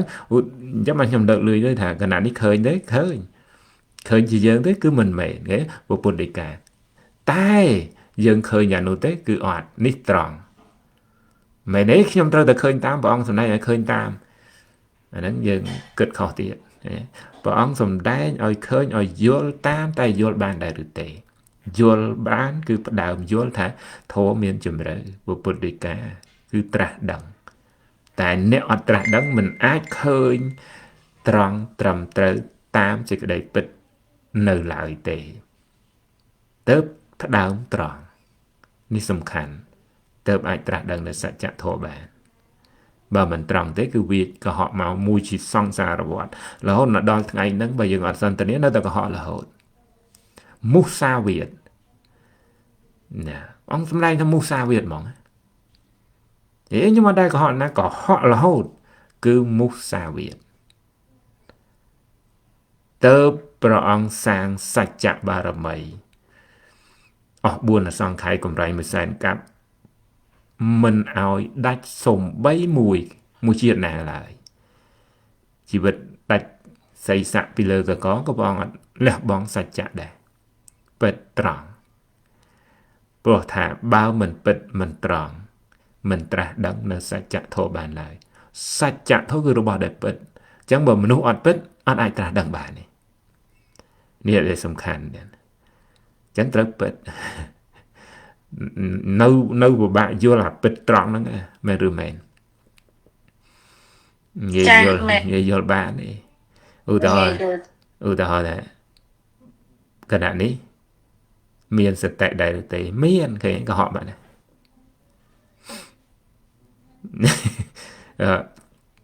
គណៈនេះនិយាយពីវិបស្សនាមានបញ្ញាដែរឬទេមានឃើញកុហកបាត់ណាមែនឬមែនព្រោះអត់ដឹងមកហ្នឹងអត់ស្គាល់ស្អីជាតួបញ្ញាមានរូបយ៉ាងម៉េចរាងយ៉ាងម៉េចសន្តានយ៉ាងម៉េចកើតយ៉ាងណាដឹងបានដែរឬទេមិនអាចដឹងបានទេមែនឬមែនហើយថាដឹងមិនពូបញ្ញាជានាមធម៌មានលក្ខណៈយ៉ាងម៉េចកើតឡើងធ្វើកិច្ចយ៉ាងណាលក្ខណៈរបស់វាយ៉ាងម៉េចឃើញទេមិនដែលដឹងទេដឹងតែឈ្មោះឲ្យថាដឹងណាទៅកុហកឃើញទេកុហកគ្រប់ពេលទៅការសន្តានានេះមានប្រយោជន៍គឺផ្ដើមត្រង់គណៈដែលផ្ដើមត្រង់គឺផ្ដើមប្រព្រឹត្តតាមព្រះសម្មាសម្ពុទ្ធយើងអត់ដឹងខ្លួនថាយើងផ្ដើមប្រព្រឹត្តធម៌ឯងមែនឬមែនប្រព្រឹត្តធម៌ក្រៃលែងសច្ចបារមីវិរិយបារមីអធិដ្ឋានបារមីគឺផ្ដើមធ្ងន់ជាមួយនឹងការពិតអត់តន់ចេះអីក៏ដែរខ្ញុំនឹកទេអត់ចាំខ្ញុំអត់ត្រូវការចាំទេខ្ញុំអត់ត្រូវការញាតិញោមយកពាក្យក្នុងសភៅមកឆ្លើយទៅឆ្លើយដោយការយល់ពីការពិតដែរឬទេមានការយល់ត្រូវកើតឡើងដែរឬទេវាមិនសំខាន់ចេះឆ្លើយតាមពាក្យឈ្មោះថាត្រូវឯអត់ទេព្រោះវាមិនមែនជាការពិតឆ្លើយតាមសភៅតែការពិតគឺជាអ្វីគឺត្រង់មិនមែនតាមសភៅទេហើយបើមិនតាមសភៅតាមអីវិញមិនតាមសភៅគឺគណៈនេះតើក្នុងចិត្តត្រង់ដែរឬទេព្រោះតាមសភៅក៏ចិត្តដែរតែគិតឆ្លើយគឺជាចិត្តប្រភេទណាហើយឆ្លើយថាត្រូវតាមសភៅតែត្រូវតាមចិត្តដែរឬទេដែលនឹកគិតត្រង់ដែរឬទេគឺអត់បាក់យល់ណាខ្ញុំបញ្យល់ទៅរួមសភៅហ្នឹង មិនអាចយកសភៅមកឆ្លើយការពិតបានទេណាគឺមិនអាចស្គាល់ការពិតបានជាដាច់ខាតតែការពិតគណៈនេះមិនមែនសភៅឧទាហរណ៍ពេញចិត្តនឹងភ្នែកព្រះអង្គត្រាស់សម្ដែងថាលោភៈត្រឹមត្រូវទេអាហ្នឹង គិតមើល តាម គេតាមសភៅគេតាមសភៅពេញចិត្តនឹងភ្នែកព្រះអង្គត្រាស់សម្ដែងពិតទេយល់ទេគឺក្នុងសភៅពេញចិត្តគឺលោភៈប៉ុន្តែស្គាល់ថាលោភៈតែពេញចិត្តនឹងភ្នែកបានដែរឬទេ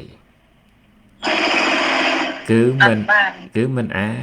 អាចស្គាល់ថាគណៈនេះមានលោភៈជាប់ជំពាក់នឹងភ្នែកវាមិនដែលឃើញយ៉ាងហ្នឹងទេមែនឬមែន ចាលោកគ្រូ តែមិនដែលនឹកគិតថាភ្នែកនេះជាអ្នកដតីឡើយគឺជាអញមែនឬមែន ចាលោកគ្រូទៀនមែន យើងរៀនលោភៈត្រង់ពាក្យថាជាប់ជំពាក់តែប៉ុណ្ណោះប៉ុន្តែមិនដឹងថាលោភៈដែលគិតថាភ្នែកអញនេះជាប់ជំពាក់ប៉ុណ្ណាតែអត់ដឹងពាក្យថាលោភៈប្រែតែជាប់ជំពាក់ប៉ុន្តែភ្នែកអញនេះបើមិនមានលោភៈទេគិតថាភ្នែកអញដែរឬទេ អត់ទេលោកគ្រូ ឃើញទេហើយអត់ស្គាល់លោភៈនឹងឯងតាមសេចក្តីពិតព្រះអង្គត្រាស់សម្ដែងយ៉ាងម៉េចសព្វេធម្មាអនត្តាលោភៈកើតរលត់មិនមែនជាយើងនេះយើងថាភ្នែកមិនមែនជាយើងប៉ុន្តែសេចក្តីពិតគឺលោភៈកើតរលត់ជាការពិតជាសច្ចធម៌ចាប់បានទេចាប់បានទេបានស្គាល់ហើយបាទអរគុណទាំងអស់គ្នាថាម៉េចទៀត លោកគ្រូពងស្ដាប់លោកគ្រូណាវាខុសតែតាមសភៅអត់មានគណៈពេទ្យផង អត់មានអីពិតមកឆ្លើយយកសភៅមកឆ្លើយតែអត់ដឹងផងហ្នឹងតែហើយសบายចិត្តហ្នឹងឧទាហរណ៍ថាបានស្កាននំអូនលើកមកឲ្យឆ្លើយទៅត្រូវតាមសភៅហើយសบายចិត្ត ចា ត្រង់ឬវាអត់ត្រង់ ចាំលោកគ្រូ ព្រោះអត់ដឹងខាងក្នុងបញ្ញាអត់កើតតែចាំឆ្លើយតាមចាំមិនមែនជាការសិក្សាធម្មៈទេសិក្សាពី លោកខ្ញុំមកកាន់តិចថ្ងៃមុនខ្ញុំលើកថាបញ្ញាក៏ជាអនត្តាធម៌ដែរចង់មកបញ្ញាមកធ្វើអីមានអ្នកខូចចិត្តច្រើន មកពី បើមានបញ្ញាមិនបានរួចចាក់ទុកហ្នឹង ហ្នឹងហើយទេត្រូវការបញ្ញាតាមពិតសិក្សាធម្មៈនេះមិនមែនត្រូវការបញ្ញាទេតើយល់ការពិតគណៈនេះគឺជាអ្វីតាមសេចក្តីពិតដែរឬទេវាសំខាន់ត្រង់ថាស្អីលណៈនេះស្អីពិតព្រះអង្គត្រាស់សម្ដែងថាម៉េចស្គាល់ព្រះសម្មាសម្ពុទ្ធដែរឬទេកុំស្អីចង់បានស្អីចង់បានស្អីបញ្ញាស្អីបញ្ញាប៉ុន្តែស្អីគណៈនេះបើមិនមែនជាបញ្ញាតើគណៈនេះគឺជាអ្វីវាអត់ចាំបាច់តទៅបញ្ញាទេប៉ុន្តែការពិតគណៈនេះគឺជាអ្វីអានឹងតើលោកគ្រូ បញ្ញាទៅតែលត់ដែរមិនចឹង ត្រូវចេតសិក កើតពីបច្ច័យដែរ ជានាមធម៌តែមានបញ្ញាដែរឬទេតើមានបញ្ញាដែរឬទេ ហើយអ្នកនេះចង់បានតែបញ្ញាដើម្បីរួចចាក់ទុកមិនដឹងថាបញ្ញាល្មិចនៅណាអីណី ហ្នឹងបញ្ញាកើតយ៉ាងម៉េចអត់ស្គាល់បញ្ញាតាមសេចក្តីពិតផងហ្នឹងនឹងអរ តែយក គុណ បញ្ញាមកទៅអី ហ្នឹងមកពីលោកគ្រូនិយាយអញ្ចឹងនៅគាត់ឲ្យខូចចិត្តតែតាមពិតគ្រាន់និយាយថាបញ្ញាកើតព្រះអង្គត្រាស់សម្ដែងថាម៉េចលក្ខណៈរបស់បញ្ញាវាជាការពិតមួយប៉ុន្តែស្គាល់បញ្ញាដែរឬទេមានបញ្ញាដែរឬទេហើយបើតើលសួរអញ្ចឹងហើយសំណួរសំខាន់តើស្គាល់បញ្ញាដែរឬទេហើយសំណួរមួយទៀតបញ្ញាកើតដែរឬទេនេះបញ្ញាកើតក៏មិនដឹងមិនកើតក៏មិនដឹងអានេះសំខាន់អរគុណទាំងអស់គ្នាអរគុណគ្រប់ថ្វាយគុំគេបានគុំចាស់អរគុណយ៉ាងទាំងអស់គ្នាទាំងក្រាបថ្វាយគុំនេះគ្រប់លាទេ